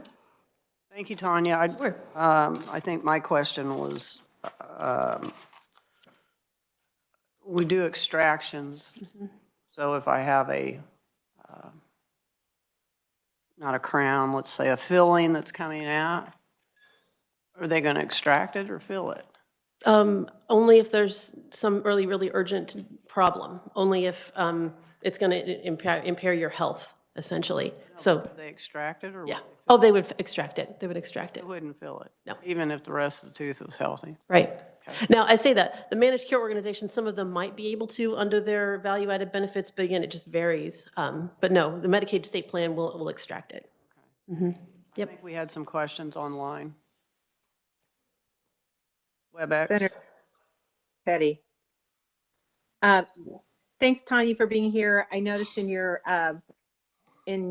testimony with the purple heading, I didn't actually have the other one available to me at the time. But so with this 1.4 ask, are you saying that over time we could measure a decrease in other services that would actually then decrease that ask, or it would show reductions in other areas like medical, emergency department visits and medical care? That's a great question, and I'm really glad you asked that. And my colleague, Dr. Foss, will get into that a little bit more, but the short answer is yes, it does show that the initial investment is about 1.4 million. Over time, we think it'll get as low as maybe 900,000 a year to continue the benefits. So yeah, the long story short, I think it will show that savings over time. Thank you. Yeah. Senator Kirshen, did you have a question? Yeah, yes, thank you, Madam Chairman. I'm gonna, I guess, ask the same thing I brought up before, this sedation dentistry for people with disabilities. Nobody does that anymore. I mean, it's just, you have to crawl all over the country to try to find a dentist or a place you can do that. So that's why I was, does this include sedation in this ask as part of this dental service? It's an excellent question, and I apologize for not going over it when I testified earlier. Yes, first of all, I'll just acknowledge what you said is true. When we get these calls from families, it's almost always related to sedation dentistry. That's a huge issue. People with disabilities, often that's the only place they can get care. Sometimes it's the case with kids as well. It's a big issue. I will say too, the rate increases that the legislature has approved over the last 2 years is doing some benefit to that, is helping a little bit. We've got a long ways to go. We've got a lot of provider network issues we need to work on. But in terms of will that be included, my hope is yes. I think the way this would probably get rolled out if approved is we would then work with the department, work with Sarah Fertig and her team to determine what benefits exactly would make up that final package. Okay, that's better than no. It's a fingers crossed So hope so. Well, it's really a serious, because there's no, when you get turned away and this can't be done with dental, it's just devastating. So somehow we got to be able to match a dentist and a hospital or something that can do those surgeries so they get that done. So anyway, Absolutely. Thank you for your efforts. We appreciate that. No, thank you, sir. All right. Thank you, Tanya. Thank you very much. So in looking for your testimony, I found some other stuff. Oh, I need excellent. to ask the department. I hope they don't think I was rude. You are not on the list to speak. Were you guys planning on speaking? Yeah. So sorry. You usually are first, but you weren't on my list. So and then when I saw this, I thought, oh, I bet they want to speak. So we're glad you're here. And we're glad. I just thought you're all showing up to answer questions and enjoy the testimony. So I think what I would like to do then, because we do still have some more conferees, is just take a quick 5-minute break, and then we'll come back with you guys so you can get your work done.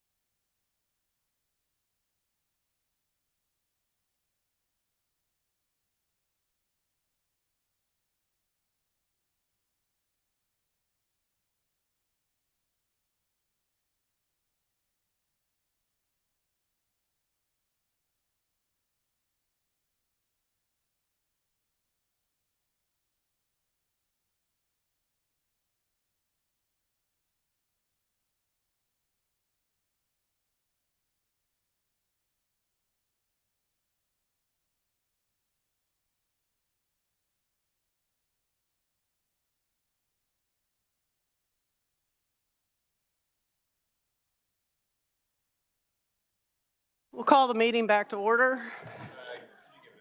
Try it again, let it warm up. There it is.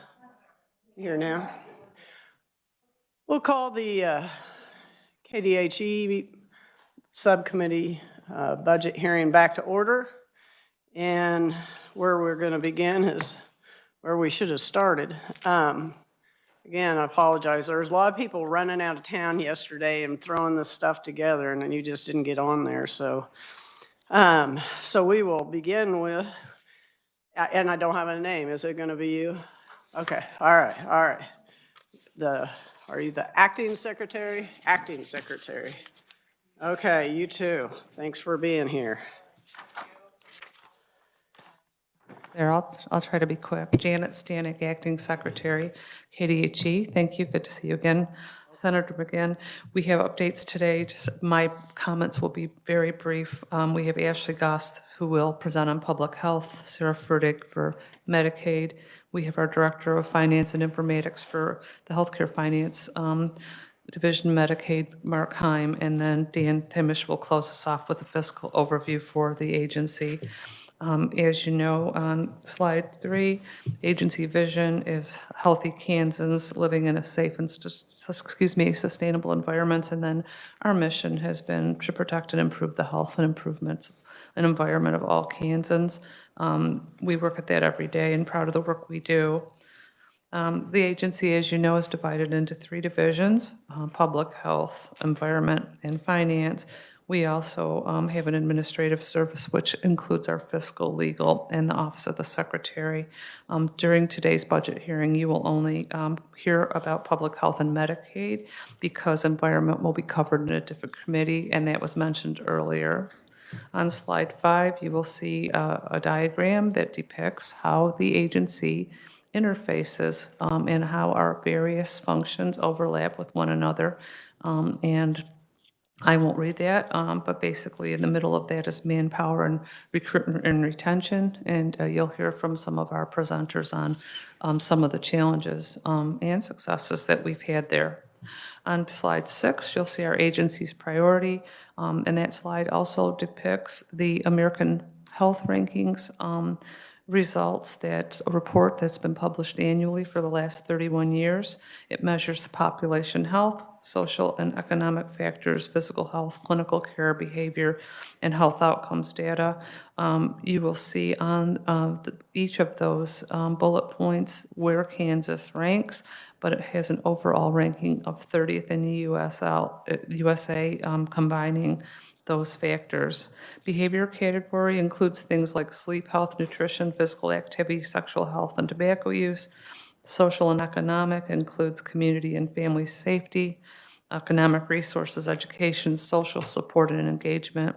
Physical health and physical environment includes air and water quality, climate change, housing, and transit, all related to population health. And the clinical care factors that are included in the clinical care category include access to care, preventive care, and quality of care. The outcomes include behavioral health, mortality, and physical health. Just to wrap up my segment, the strengths and weaknesses for the state based on our assessment include low income. The strengths are low income inequality, low prevalence of severe housing problems, and low prevalence of low birth weight. The challenges we face are high prevalence of household food insecurity, low prevalence of exercise, and high prevalence of obesity, all things that KDHE works on. Before turning it over to Ashley Goss on public health, I'll entertain any questions you might have. So on that overall ranking, to me, it just doesn't look like we're doing very good. And then you mentioned some of the reasons was the access, food access, and then insecurity, diet. Can we get a list of that how they rank us? With the detail. Yeah, I mean, yes. I don't need a 50-page document. I'm just kind of curious. Yes, we will do that for you. What we're not doing well at. So that's the only question I had. Anyone online have a question for Acting Secretary Stanek? At this time, are you going to be able to stay? Yeah, I'm staying. Okay. They're either still on their break or they don't have a question. Well, they might have more once the detail of some of the presentations gets what I going. thought, So maybe. I will definitely be here, and I appreciate it. And I'd like to then introduce Ashley Goss then to talk about public health. All right, thanks a lot. What's that? Okay, all right, just checking. All right, can do when welcome, you're- Ashley. Thank you. Good morning, Chairwoman McGinn and committee. So Ashley Goss, Deputy Secretary for Public Health for KDHE. I'll try and keep this brief because I know you're familiar with our agency, the three of you are. So I'm just going to talk a little bit about our public health accomplishments, if I can get the words out today. I'm starting on slide 8. I won't read that slide to you, but on that slide, you'll see 5 pretty significant accomplishments that we have been able to achieve. So kind of circling back on our newborn screening program, I briefed you earlier on the one condition that we are not screening for. It is recommended that we screen for it in our universal screening, on the universal screening panel. That being said, that kind of ties directly into the cap that was mentioned previously to lift that for our newborn screening program. So last year, the agency introduced House Bill 2250, which did increase the cap, suggested the cap be increased to $5 million in statute versus by proviso. And this is because each year we are getting closer and closer, if not exceeding that cap, and trying to find the additional dollars to cover it. By increasing the cap, then we aren't having to leave kids behind or risk not having enough money to do all the screenings that we need to. That current bill is sitting just below the line on the House floor, is where it's at currently. So hopeful. Our Bureau of Environmental Public Health, excuse me, before our COVID pandemic, they were used to getting average messages, electronic messages from our labs. So these would be lab results on anything from newborn screening to lead to weight to waterborne illnesses, all sorts of fun things. Normally, they were receiving about 140,000 electronic messages a year. We have exceeded that because of COVID, and we are currently receiving over 500,000 a month. We have been able to work through that with our IT department and get our systems up and going to where they can receive those timely and efficiently. Something else to note is our Women, Infants, and Children program. That program lives in the Bureau of Family Health, but that program did choose to accept a federal waiver that allowed the increase in the fruit and vegetable cash value benefits. On that slide in the box, you'll see what the increase was. Our Bureau of Oral Health, due to the pandemic and related school closures, we saw a 55% decrease in our student dental screenings during the school year. So data was received on 64,000 children who were screened. Again, we saw a significant decrease. So we worked with partners to find an alternative screening methodology. And as you will also see on that slide, the Hayes School District participated in this pilot screening program, and we are just now reviewing the preliminary data that we've received. It's currently being processed and analyzed. So more to come on that and what that could look like, and if that would be a good solution to the problem. Slide 9, you'll see the Division of Public Health has 6 bureaus. Within each bureau is several programs that are housed. So our Bureau of Community Health Systems houses the work that we do with our safety net clinics and the rural health program. Also is where our health facilities program lives, otherwise known as the survey program. This is a program that surveys all of our hospitals, ASCs, different types of facilities. Also in that bureau is our public health preparedness program and our hospital preparedness program, our radiation control program, and our trauma program. The trauma program is what you might hear about in the rural areas for our hospitals becoming trauma centers, designated trauma centers. Most common in the rural areas are a level 4 designation. Next is our Bureau of Public Health and Informatics. This is where all things epidemiology lives. So this is where we're looking at diseases, trends, outcomes, preventions, all sorts of things, mosquito surveillance.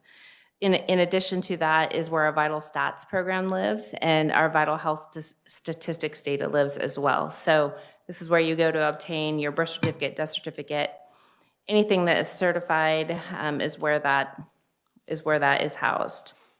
Next, our Bureau of Health Promotion. This is all things health promotion and or prevention, I should say. Examples of programs that are in that bureau is our cancer program, opioid program, palliative care, early detection works. Of note, in our early detection works, we have seen significant increase in utilizing that program over the last year.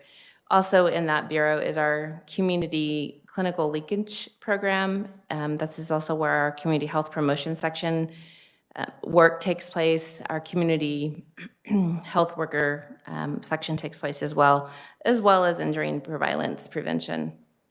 Next is our Bureau of Disease Control and Prevention, and that is where the STI program is, so treatment and tracking of that program. Specifically at the State Health Department, we track and administer treatment, follow those that are HIV and positive and syphilis. We also have the immunization program in there, as well as our prevention and care section, so different treatment programs for TB, HIV, things like that. In our Bureau of Family Health program, this program is summed up by they serve birth to death, essentially, with the programs they offer. That's where our children and family section lies, our early care and youth programs, nutrition and WIC, screening and surveillance, and our birth defect section. Many of these you heard about earlier from prior people. And then finally, our Bureau of Oral Health program. It's a very small bureau. It has less than 5 people on staff, but that's where our oral health services for children and adults is housed, and as well as where our education for that is housed as well. We do rely on partners such as Tanya's agency to help us to do outreach and prevention. Slide 10. One thing that was also noted earlier is in the governor's budget, there's a $1.4 million increase to fund the maternal and child health home visiting program. By having this increase, it will allow us to greatly increase our capacity across the state and be able to see more people, more moms, more kids, versus what we can currently do right now. This funding, as mentioned earlier, is in the Children's Health Initiative Fund is where it's coming from. This allows us to give positive impacts and work with moms and kids depending on where they're at and what the services they need. This also allows us to help do warm handoffs within the community to get them the comprehensive services that they need both during and after pregnancy. Something else we intend to do with the additional dollars is KDHE is planning to revamp the model so that we have a more standardized home visit program. So whether you live in Northeast Kansas, Southwest Kansas, any corner of the state, you're getting primarily the same services. How do you do that? I mean, do you do it through your offices or? So we work with community partners. So with the additional funding, we'll find more community partners. So we partner with different, it just depends on what the service is. But of course, we work with parents as teachers, programs that are already in communities. And then community health workers come into play as well to get clients referred to the appropriate places after a home visit. Many health departments have a home visiting program that we help fund. And they have nurses or social workers or someone trained to go into the home and work with those who have asked for the program. Yep. All right, page 11, recruitment and retention. So hopefully, as Senator McGinn said earlier, we hope the 5% pay increase that has been put in the governor's budget sticks, as we think this will help us recruit and retain employees. So earlier you saw when Megan was going over our budget that we have a significant increase on the public health side in staffing. However, those are all temporary staff, most of which we have obtained through different temp agencies for specific skill sets. Those staff will not continue with us once our COVID dollars go away. But also what we're seeing in addition to that is just hiring the permanent staff in the positions that are open has been a challenge, mostly because of pay. It seems like we get them, and on the next slide you'll see we can maintain them for about 5 years, get them trained quite nicely, and they're recruited away, oftentimes at the federal level, sometimes not, but that's just a common denominator that we see within our agency, at least in the environment and the public health space. So looking for different ways to be creative and be able to maintain staff is something that our agency has been doing. Two positions that are really hard for us to recruit and maintain, of course, are nurses. Currently, we cannot compete with a traveling company. We do have nurses, but we also are working with traveling companies so that we are able to administer our test sites or our vaccine sites or whatever the need may be. We utilize nurses in our agency for a number of things, not just vaccines. Are you able to get traveling nurses? Is that what you're? We've been lucky. We are able to work with a company. We sent out several RFPs. There's been one company that has been really a great partner for us, and they've been able to staff most of our needs. It gets a little bit tricky when you move kind of east of Salina, but so far they've been able to help us pretty significantly. We've been lucky. And it hasn't been over the top expensive, but it has obviously been more expensive than probably what is the normal going rate is. So RNs is one, our analytics staff, looking for staff. Those are also hard positions to find. It's a specific skill set, but also a skill set that is needed in other places. And so there's lots of obviously job openings in our state, but trying to get people lured to KDHE and stay is a challenge. So always looking for creative ways to get people recruited and to get them to stay with us. And finally, on slide 12, this is our recruitment and retention graph, and this is just for the Division of Public Health. And as I mentioned earlier, you can see that we do pretty well maintaining people up to 5 years, and then there's a pretty significant drop off. So the colored bars indicate which bureau they're working in. And I know in Megan's report, as well as in my earlier slides, each bureau is described in detail as to what happens in each bureau, what work takes place. So as you can see, we have significant turnover, and trying to maintain them past that 5-year mark is definitely a challenge. Thankful for the ones that have continued to stay on, of course. So I think you'll hear the same thing from all 3 of our divisions, although you won't hear from Environment today, that just staffing and recruiting continues to be a challenge. Oops, excuse me. And that's all I have for my part. I can answer questions if you have any before I turn it over to Dan. Oh, we may have some more, but, and this may be for Dan anyway, but I think you touched on it. The COVID money I noticed in here. I mean, it's been made very clear if COVID should ever slow down and the federal money dries up, that those individuals know they're leaving unless they want to apply for one of these spots. Other people are leaving. Right. Yes. And I will tell you that we have gotten lucky with some that we've been able to transition from the temp agency into a permanent position. It's luck when that happens. So yes, but that is correct. Okay, thank you. Mm-hmm. I should ask, is there anyone on the WebEx that has a question for Ashley, or you can wait till the end of their presentation? All right, let's continue. Questions? I got none. All right, thank you. Go ahead. Is this on? Thank you for the opportunity to be here today. I'm going to just cover a couple slides starting on page 13, and then I'll be back up later in the deck. What we included here on slide 13 is for the Division of Public Health, because there's been an interest in this, is just a comparison as to our fiscal 22 versus fiscal 21 headcount that we submitted in the budget.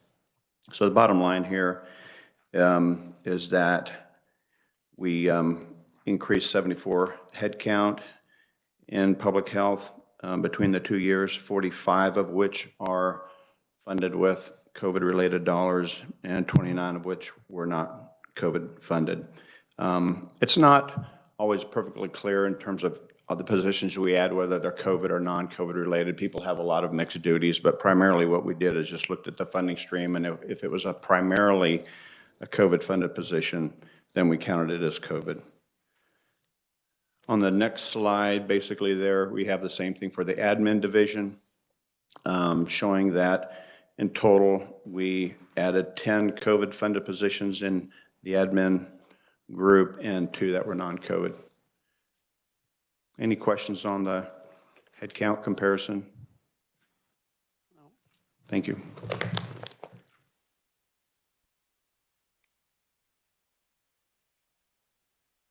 That's it? That's your part?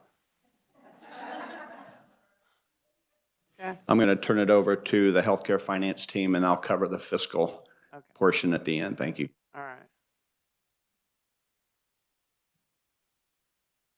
Good morning. Thank you, Madam Chair. Sarah Furtig, I am the State Medicaid Director. I'm going to talk with you a little bit about the Division of Healthcare Finance, and we will have Dan kind of popcorning up and down on some of the FTE slides as part of our presentation.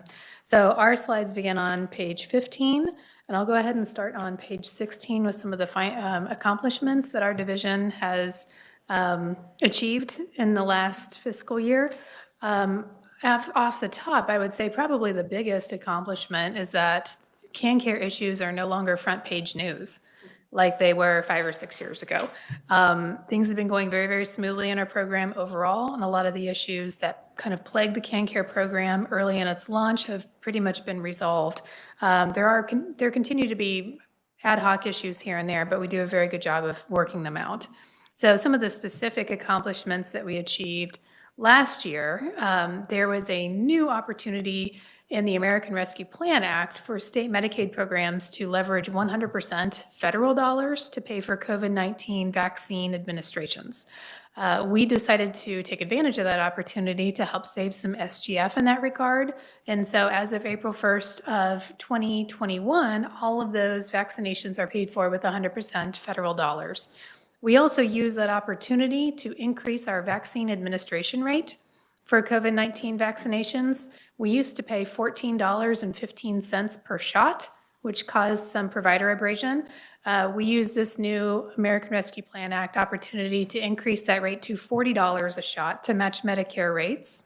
And then in June, we added another $35 a shot bonus payment for shots that are administered in the patient's home.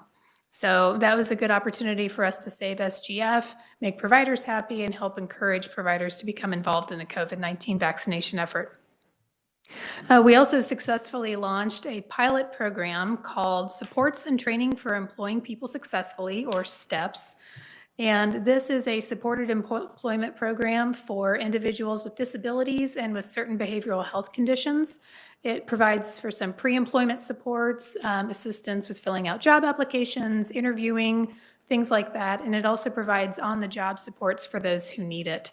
So we launched that program on July 1st, 2021, and about a week ago, we found out that the first STEPS participant had secured competitive integrated employment.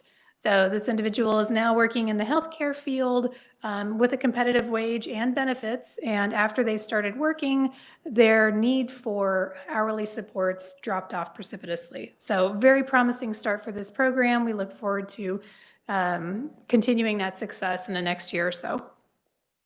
Another thing that you all would probably be interested in is that we did transition the CanCare clearinghouse contract from Maximus to a new contractor called Conduent, effective January 1st, 2021. We had a very, very short runway to launch that new contract. COVID kind of threw a wrench in the works in 2020. And instead of having a planned 9 to 10 month launch period for that new contract, we only had 4 months. So our eligibility team really did a fantastic job of bringing that new contractor up to speed, and there have been no disruptions in service. Our CanCare eligibility application backlog is still gone. We were also able to increase the protected income limit from $1,177 to 300% of SSI. You all may recall voting for that increase as part of last year's legislative session. Our eligibility team was able to process all of the impacted cases in a matter of 2 weeks. And so we were able to make that change effective July 1, very, very quickly. And this is very exciting for the disability community because it means that over 99% of individuals on Medicaid home and community-based services waivers and who participate in the PACE program have no more client obligation as a result of this change. So this was tremendously well received by our members. And then lastly, we have maintained our success in eliminating the previous CanCare clearinghouse application backlog. At one point, we were over 10,000 applications backlogged. We are current now. So those are some of the accomplishments that we've enjoyed over the last year. Moving on to slide 17. We have been working for the last several years to launch a new Medicaid finance and data system to replace our current system known as MMIS. The new Kansas Modular Medicaid System, or KIMS, is currently set to go live in April of 2022. And it will provide some increased analytical capabilities and make it more user-friendly, both for the agency and for members and for the MCOs as well. So we're really looking forward to seeing that new platform go live. We think it'll allow us to have some important efficiencies in our program. Moving on to slide number 18, as Ashley Goss just told you, the Medicaid division of KDHE also continues to experience some challenges in recruitment.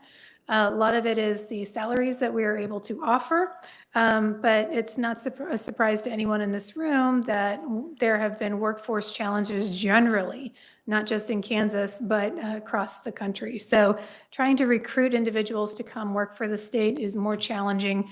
We are trying to lean on some new innovations here. The secretary and I have been working on a pilot program to try and recruit up to 20 eligibility workers who would be working 100% remote. Our hope is that if that program is successful, we could recruit from across the state to help fill these hard to fill positions. We've essentially tapped out the Topeka market for eligibility workers. So we're going to see if maybe we can recruit somebody who lives in Goodland or Pittsburgh. So it doesn't matter where they physically live. These are non-public facing positions, all office work. And so that hasn't gone live yet, but we are trying. We are trying to innovate and find new ways to recruit. And as Ashley said, employee retention does remain challenging for the Division of Healthcare Finance as well. We would second Ashley's comment that we would very much welcome the governor's 5% salary increase for state employees. We think that would go a long way to retaining some of our staff. And if we flip over to slide 19, this also shows you years of service for Division of Healthcare Finance employees. We do enjoy more longer-term employees than I think the Division of Public Health does. We're very fortunate in that regard. Medicaid is an extremely complicated program, and so we really value those employees who have 10+ years of service because we really need their institutional knowledge and their background and their expertise. But as you can see on this slide, the vast majority of our employees have been with us for 1 to 5 years. And then there's a precipitous drop-off after 5. We're hoping to reverse that trend and get folks to stay with us for a longer period of time. And with that, Madam Chair, I'd be happy to stand for any questions. Otherwise, I could hand this off to Mark Heim, who will go over some of the financials. Questions from the committee? I don't hear any, so we'll continue. Thank you, Madam Chair.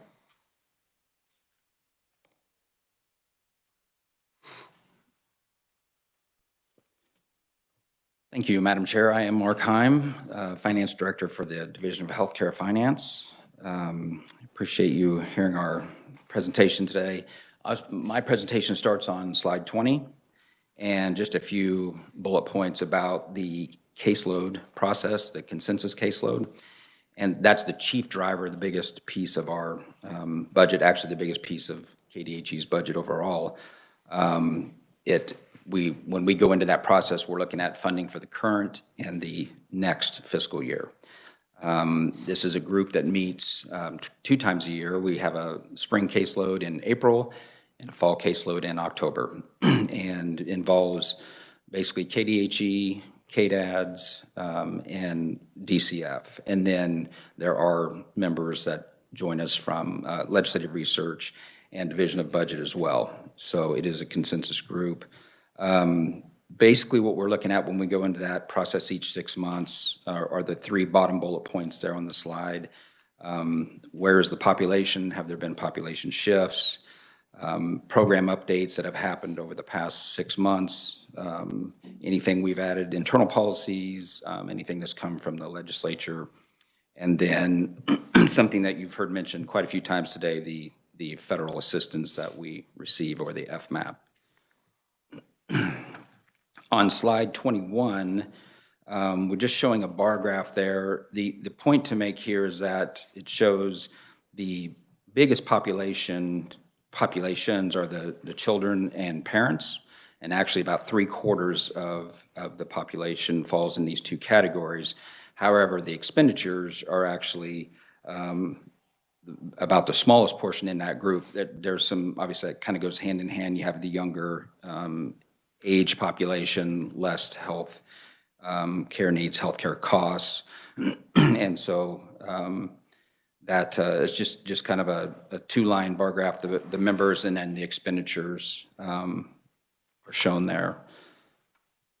Slide 22 actually kind of expands on the previous slide. So again, 76% are in the parents and children category.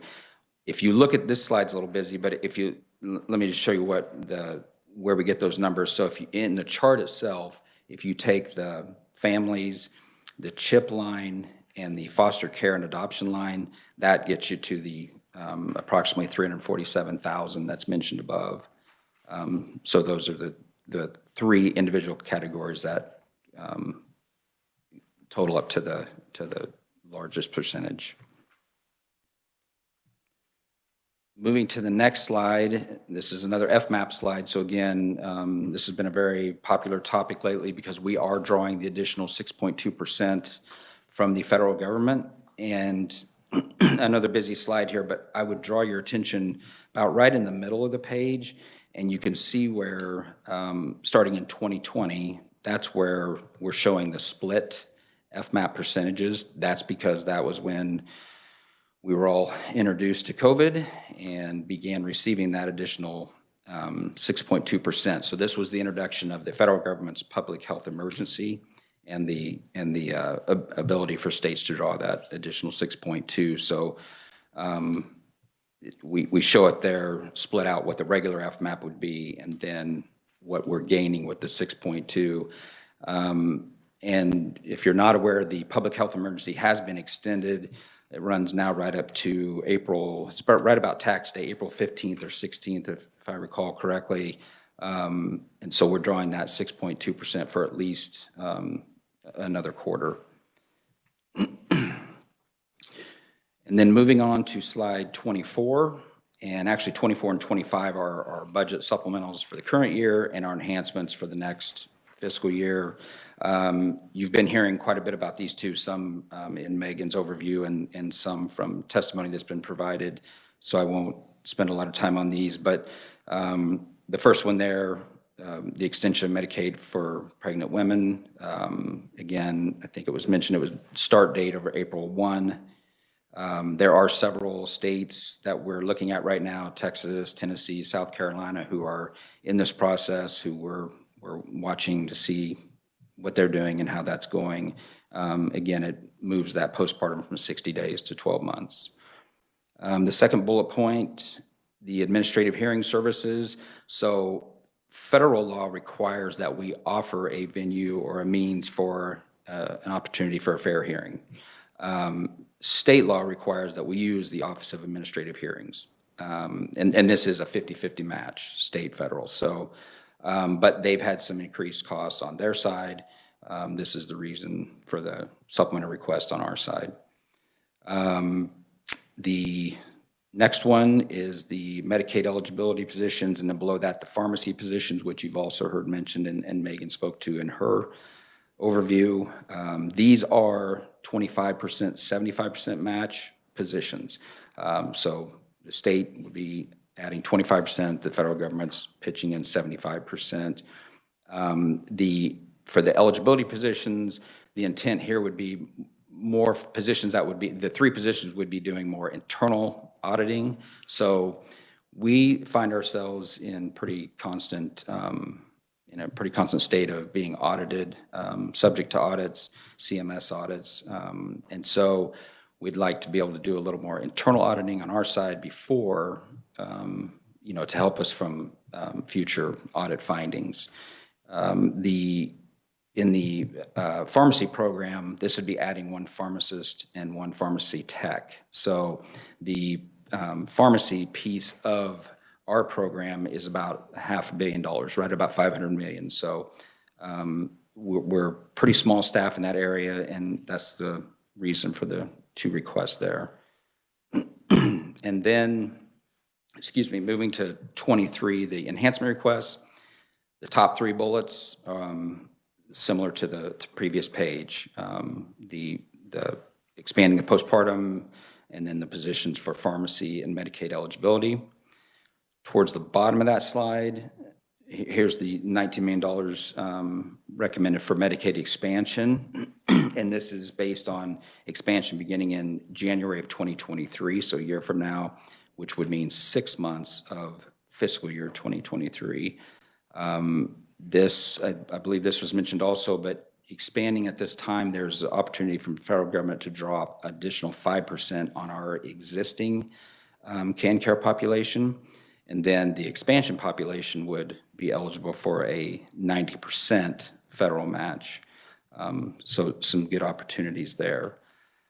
The final bullet point, the $9.1 million, this has been mentioned. The Medicaid director just spoke to this as well. The go live on this system has been pushed back a little bit. It's now back to the first part of April. But again, it's a 12-month certification process from CMS. So our ask is for funding to cover that. It is basically a bridge to get us through that certification process because our share, the federal share, drops to 50%. So once we get through the certification process, the federal share, we can go back and claim it at 75%. But in the interim, their share drops. With that, I think that finishes my piece. Unless there are any questions, I'd be happy to stand for. Questions for Mark? Madam Chair. Senator Petty. Mark, the two pharmacy positions that you mentioned and the funding to get to the certification process, are those in the governor's recommendations to be funded? Yes. Thank you. You're welcome.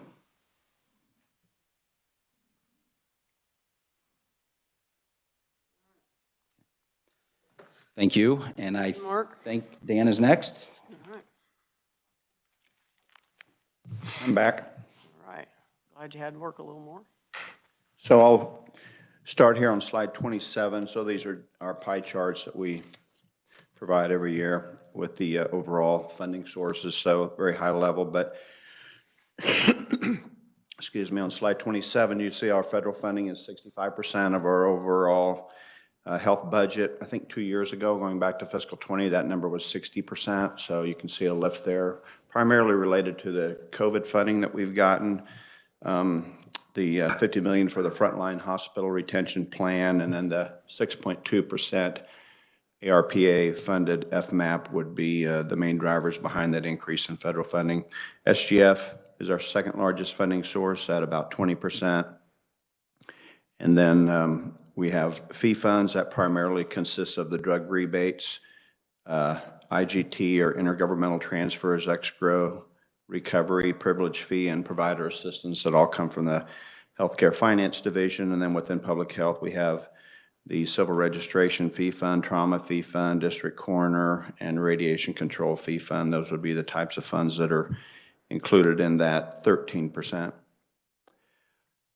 Sliding 28, also fiscal 22. This is then looking at the expenditures. So you can see that our largest expenditure, almost 90%, is aid and assistance. This is primarily the Medicaid and CHIP programs, as well as the public health aid to local programs, followed then by contractual services. These are things like our clearinghouse eligibility contractor that Sarah was just referring to, a lot of IT system support for KEYS, KIMS, other IT platforms, applications that we have. And then all of our COVID contracted lab costs would be in that number as well. So that's $312 million roughly. And then salaries and wages, capital outlay, and commodities. The same information there for fiscal '23. Starting on slide 29 are our current, our budget year funding sources. The federal portion includes the half year of Medicaid expansion. And then on the SGF portion, it includes the line items that Mark referred to. There's 19 million in SGF related to expansion, and then there's an offsetting $87.5 million from this 5% sweetener that you've heard about, both from Megan and Mark, I believe. And then on slide 30, these are our expenditures. Again, the aid and assistant, roughly around 90%, is in line with prior years. Salaries and wages, contractual services. Just gives you the same picture. And then looking at slide 31, this is a slide we always like to include. This is specific to public health only. Just breaking out the SGF spend for public health. There's $9 million that's going towards federal matching programs in fiscal '22 and about $8.3 million next fiscal year. Those draw down respectively $31 million each year in federal funds, so it's about a 3.5x leveraging of our state general fund dollars to draw down federal funds. And then the balance of the SGF, which is which is non-match. You'll see the footnote below. It's primarily primary care, and then aid to local, tiny K, and other. So the agency is always looking for opportunities to draw down federal dollars with our SGF. Flipping forward then to slide 33, these were in the deck that you got from Megan. So same information here. And what we're showing is the amount of COVID-19 federal funding that was budgeted both in fiscal '22 and in fiscal '23. Many of these are multi-year awards. If you looked at the total COVID awards, you would see it spanning from fiscal '20 through fiscal '24. So these are going to be in our budget again for the next couple of years. You'll see them showing up. Again, many are multi-year budgets, and these are coming from a number of different federal partners. I think in total there's something like 25 or 30 different federal awards that have come in directly to public health related to COVID funding, so it's a lot of additional grants that we are managing, budgets that we're submitting, and work that's being done within the agency. With that, I'll stand for any questions. All right, questions for Dan?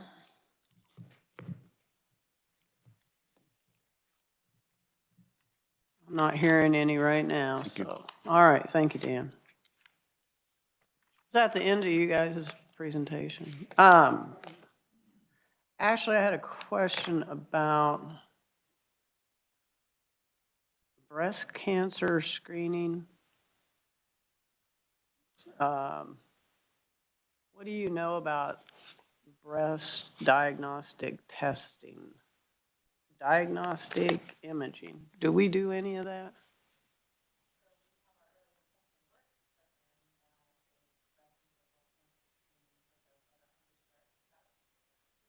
Well, I think it's the diagnostic imaging is it's like over and above what is generally done. I don't know a whole lot about it. I just, you know, Janet? Yeah, you're asking beyond the screening is what Janet is saying. Yeah, I think it is. If you have additional information, I can certainly check into it for you. If you have more context, you can send me. I'll get you some more information here. Okay. All right, thank you. Sorry, I did want to provide you one update, Senator, about Lyme disease. Yeah. So I sent you what I knew earlier this morning, but we've since gotten additional information while we're here. And we actually are working with KU. We have a contract with a physician who will be doing the screening.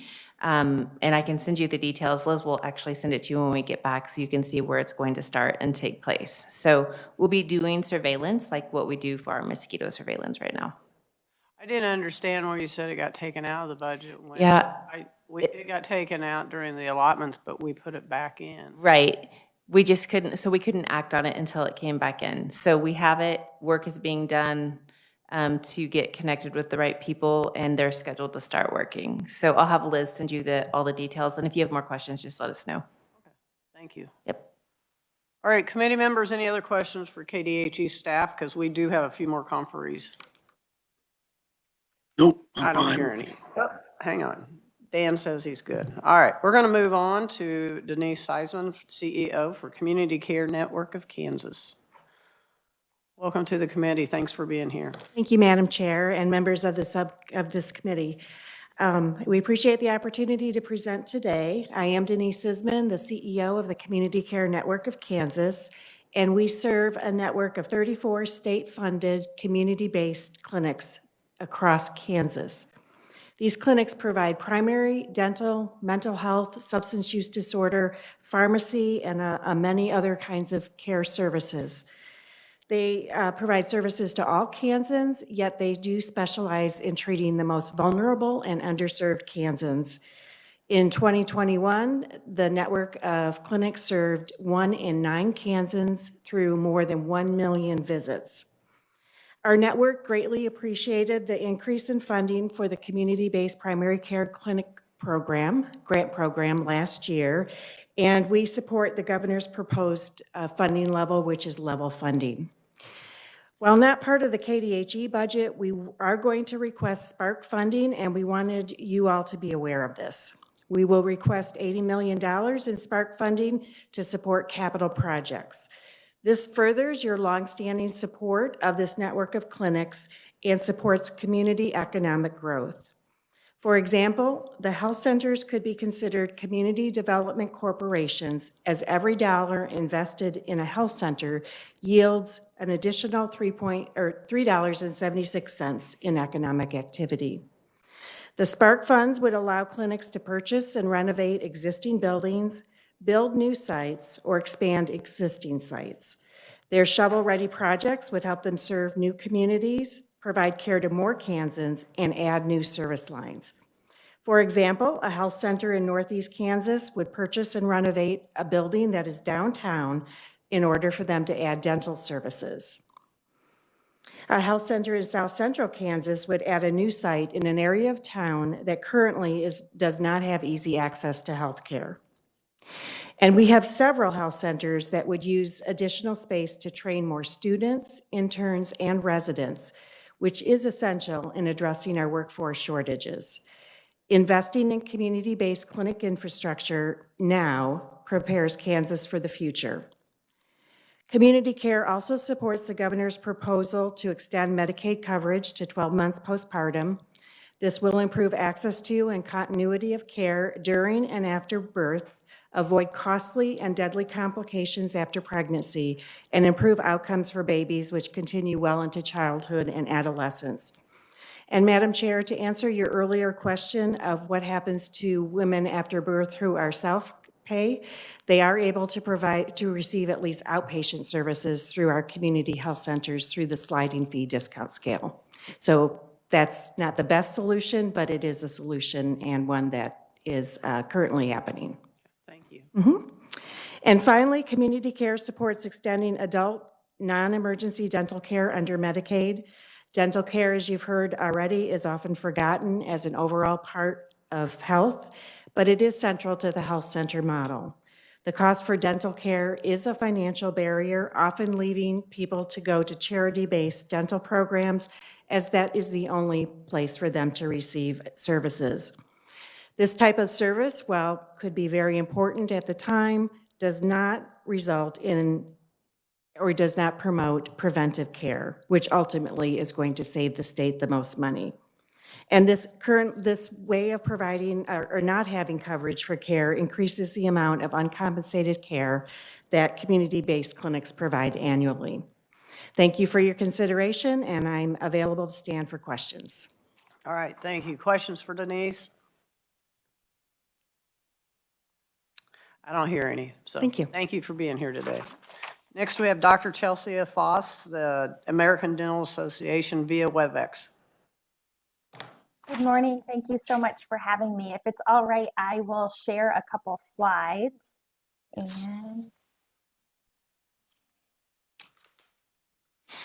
all right. Thank you so much, Madam Chair and members of the subcommittee. It's an honor to be joining you this morning, and I appreciate your engagement around the dental issues. My name is Chelsea Foss. I'm a dentist and senior analyst with the Health Policy Institute of the American Dental Association. In HPI, we act as a think tank on the U.S. dental care system. Our team of economists, statisticians, and researchers analyze the latest and most credible data to inform critical policy issues and drive sound economic and health-centered decision-making. So you've heard from Tanya Dorf-Brunner and many others today, and from Tanya specifically, with a request urging the committee to include $1.4 million in state general funds in the KDHE budget to extend dental coverage to adults enrolled in Medicaid. I'd like to briefly share the basis for that funding request. Kansas is one of 16 states that currently provides only limited dental benefits to its adult enrollees in Medicaid, or of course, in the case of Kansas, in KanCare. We have heard the financial barriers to dental care mentioned a few times already this morning, and I thank everybody for their awareness of these issues. I just want to point out a few stats to give some context to these problems. Among individuals who are not able to get needed dental care, the primary reasons all relate to cost. Cost barriers are far more prominent than any other access barriers, such as, say, for instance, transportation. And compared to other health services, cost barriers to dental care stand out. They are higher for dental care than for mental health services, medical care, and even prescription drugs. Additionally, of any age and income group, low-income adults face the most significant cost barriers to dental care. As you can see in the middle of this slide, in that burgundy color, that represents the cost barriers among low-income adults. So we've worked with national and state partners to estimate the fiscal impact of implementing more extensive adult benefits in states that currently are without, so low-income adults can get the dental care they need. The literature is clear. This can not only impact oral health and overall health, but it can improve employability prospects and economic productivity, as Tanya mentioned earlier. It's also clear that those with chronic conditions like diabetes, heart disease, can achieve better overall health status that results in reduced medical care costs. And those with more extensive benefits will have somewhere else to go than costly emergency room settings that are often ineffective for treating dental conditions and often result in a revolving door of putting a Band-Aid on a dental care issue in the form of a pain prescription, dollars that are not wisely invested.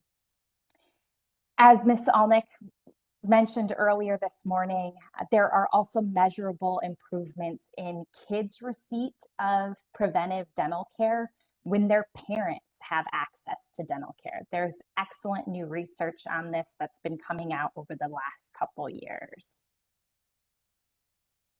So recently, we've worked with Oral Health Kansas to apply our fiscal estimate modeling for Kansans.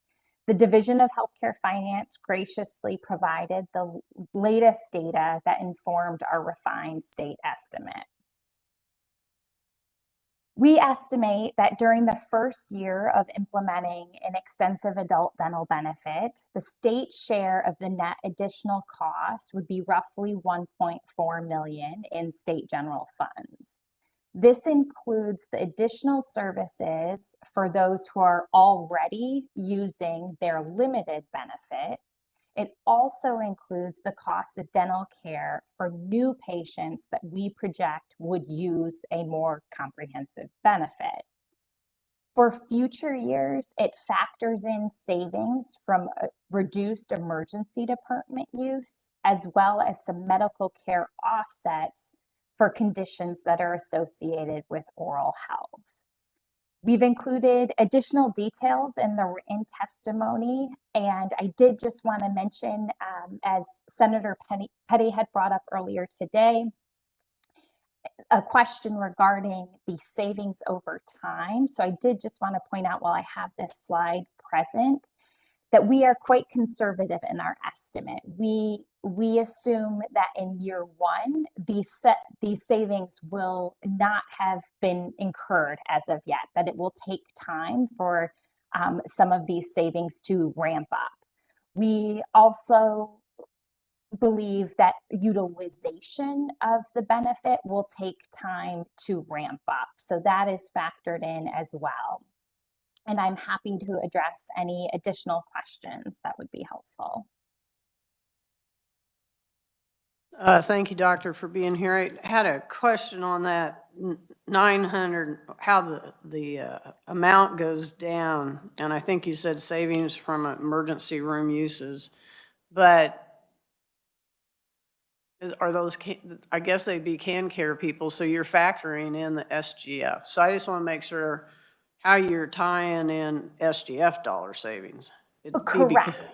Okay. Sure. The bolded line on that table is all SGF funds. So if you look at the line just above, that's total that factors in the federal match rate. And I will point out as well, for the federal match rate, we were conservative in this estimate too, and we used the regular FMAP rate, not the COVID increase of the 6.2%. So this is all, you know, about the roughly 60% FMAP rate, and your assumption was correct. We assume that it takes time for the offsets in terms of the medical care savings and for folks to learn that they don't need to go to the emergency room, that there's a community level provider they'll be able to go to. So we're, you know, taking a more realistic approach that not all of those emergency department visits are going to disappear right out of the gate, but eventually, hopefully, we'll be getting people into more regular care, cost-effective settings. Okay, well, there's no room in the ER anyway, so we need to take care of it in a different way. Questions from my committee on WebEx?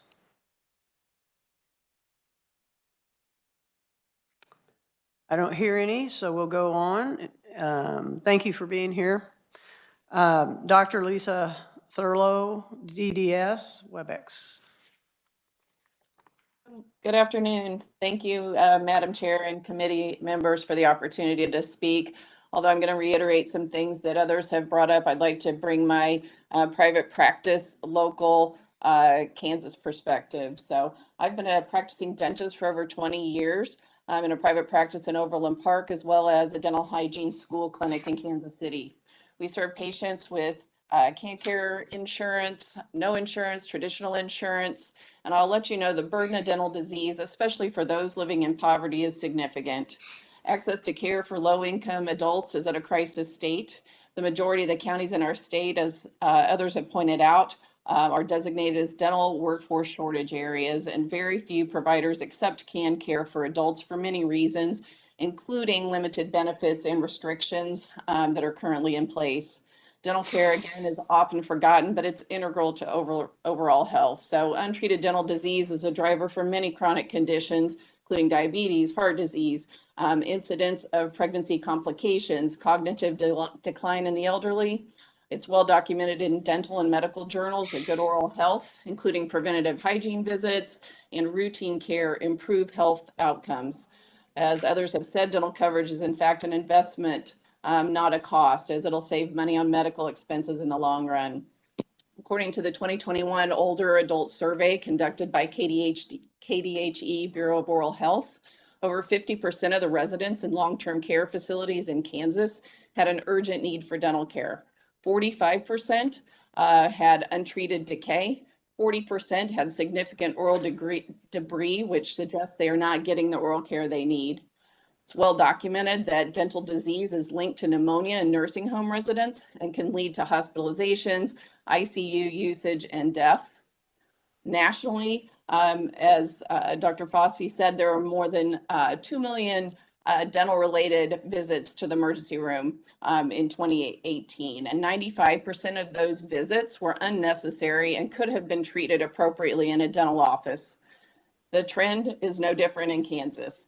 The majority of the patients who seek care in the ER for dental conditions, as she said, leave with a prescription for pain medication and antibiotics, as emergency departments are not equipped to treat dental conditions. Many patients, again, wind up returning to the hospital later with the same condition because they don't have the financial means to treat that underlying problem. So spending on emergency room visits has a significant cost, and those cases for the great majority of people can be prevented with routine dental care. Expanding KanCare dental benefits is desperately needed as a first step to help address those health disparities in Kansas. So as a dentist, an educator, and a public health professional, I strongly support this measure. And Madam Chair, I'd like to answer the question that you brought up to Tanya Bruner, which was a question about what if a patient comes in that needs a filling and they are currently served by KanCare. Do we take the tooth out? And honestly, that is an ethical dilemma that as a dentist is problematic, because if that tooth is restorable, I'm bound to recommend the best treatment for every patient, regardless of their insurance. And so the fact that that's not covered to restore that tooth properly, but it's only covered if they get the tooth out, creates a dilemma. And so many dentists choose to not participate in the plan because they cannot offer even a simple filling to a patient in order to restore a tooth. Instead, we're bound by that criteria, and that is problematic. All right, well, thank you. Thank you.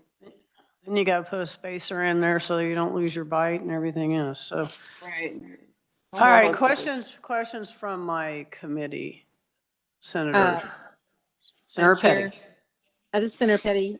Dr. Lowe, good to see you. And thanks for bringing up all the issues about the link to lots of health issues, because I think we often overlook how our dental issues over time, particularly as we get older, can really impact those health issues. So I appreciate that. Thank you very much. Good to see you. Thank you. Any questions from Senator Kirshen? Comments? Not this time. Thank you. All right, I think they answered most of the ones that we had, so. All right, next we have Kathy Keck, private citizen via WebEx.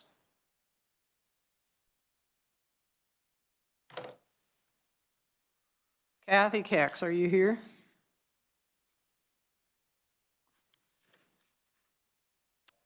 Can you guys hear me? We can now. Okay, thank you. Welcome to the committee.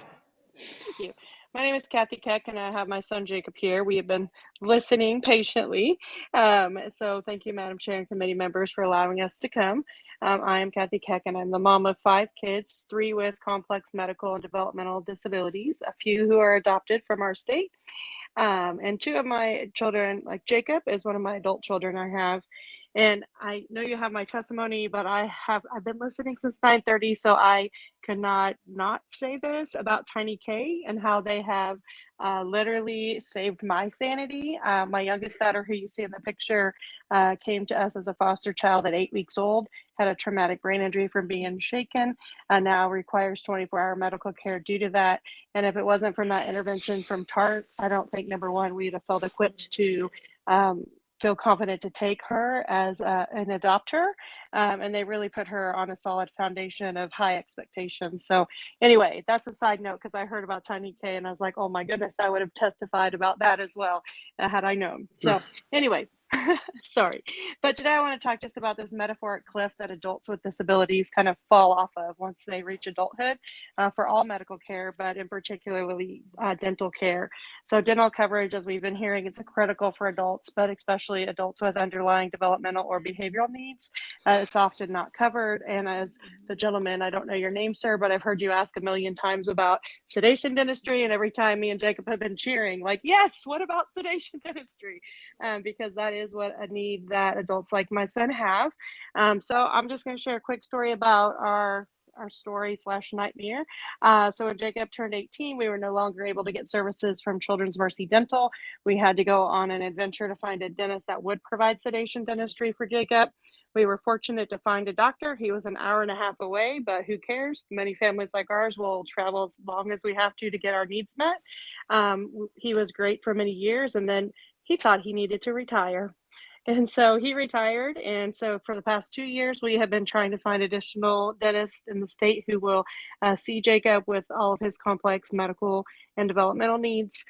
We were lined up to see a dentist in Kansas City. It was a pediatric practice that did outpatient sedation, met with them. We thought everything was on track. The day before he was scheduled to, no, wait, a week before he was scheduled, they called and said, oh, well, your insurance won't cover this. And since your primary won't cover, your secondary won't cover. So in order for him to be seen, you'll have to pay $2,800 out of pocket. So I started talking to some case managers. We got all of that figured out. The day before he was scheduled for his procedure, the office called, and as we talked about his sedation needs and kind of the unique ways that we have to help him when he goes under sedation, they called me back and said, oh, no, he's too complicated for us. We're sorry, we can't see him. So we were back at square one, working with some wonderful people at KDHE who helped us work with our MCOs to figure it out, and he did recently receive his sedation dentistry, but it took like literally an act of Congress, it felt like, to make that happen for him. There are not dentists in town. There are dentists that will extract teeth, but then they will not provide, as the lady before me said, they won't provide restorative.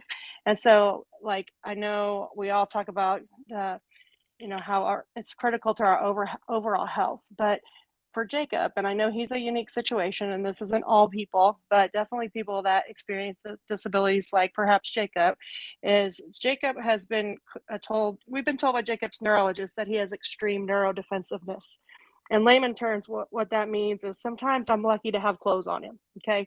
He doesn't like anything touching his body. He won't keep an IV in his arm. He won't keep anything attached to his body, Band-Aids, anything. And so when we talk about Jacob's dental care, number one, he can't tell me when he has a toothache, which can escalate quickly.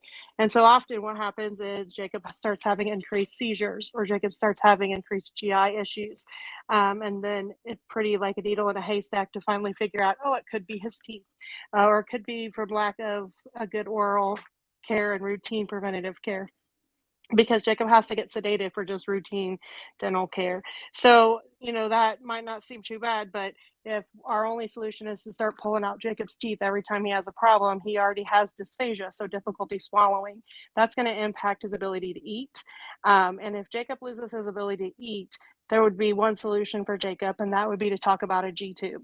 Well, guess what? Jacob has extreme neurodefensiveness. So a G-tube is not an option for Jacob. Him and his team and his doctors, we've all talked about it. If it ever comes down to that, it won't be a discussion about, does Jacob need a G-tube? It will become a discussion of, do we put Jacob on palliative care and look at end of life issues for him?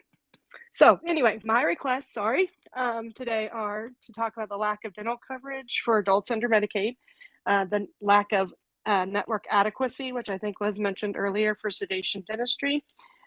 So my requests are that we make dental standard benefit for adults receiving CAN care, and we increase the reimbursement rates for sedation dentistry to attain network adequacy throughout the state, because overall health is critical.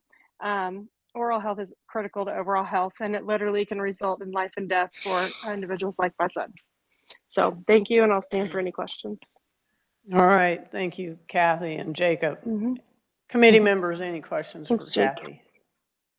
Madam Chair, this is Dan. I was glad she was here to testify because she explained it better than I could.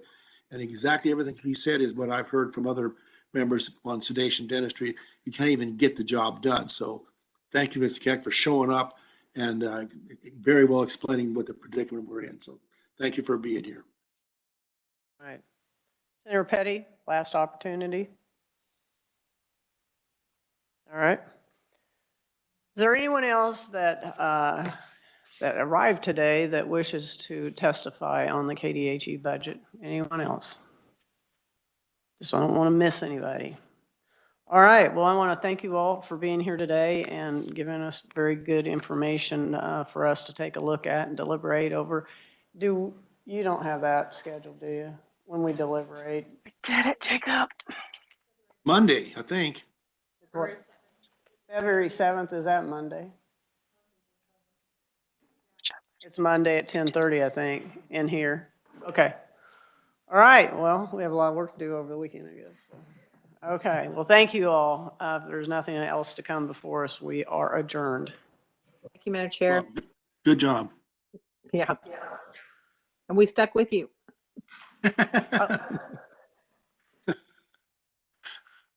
Good company.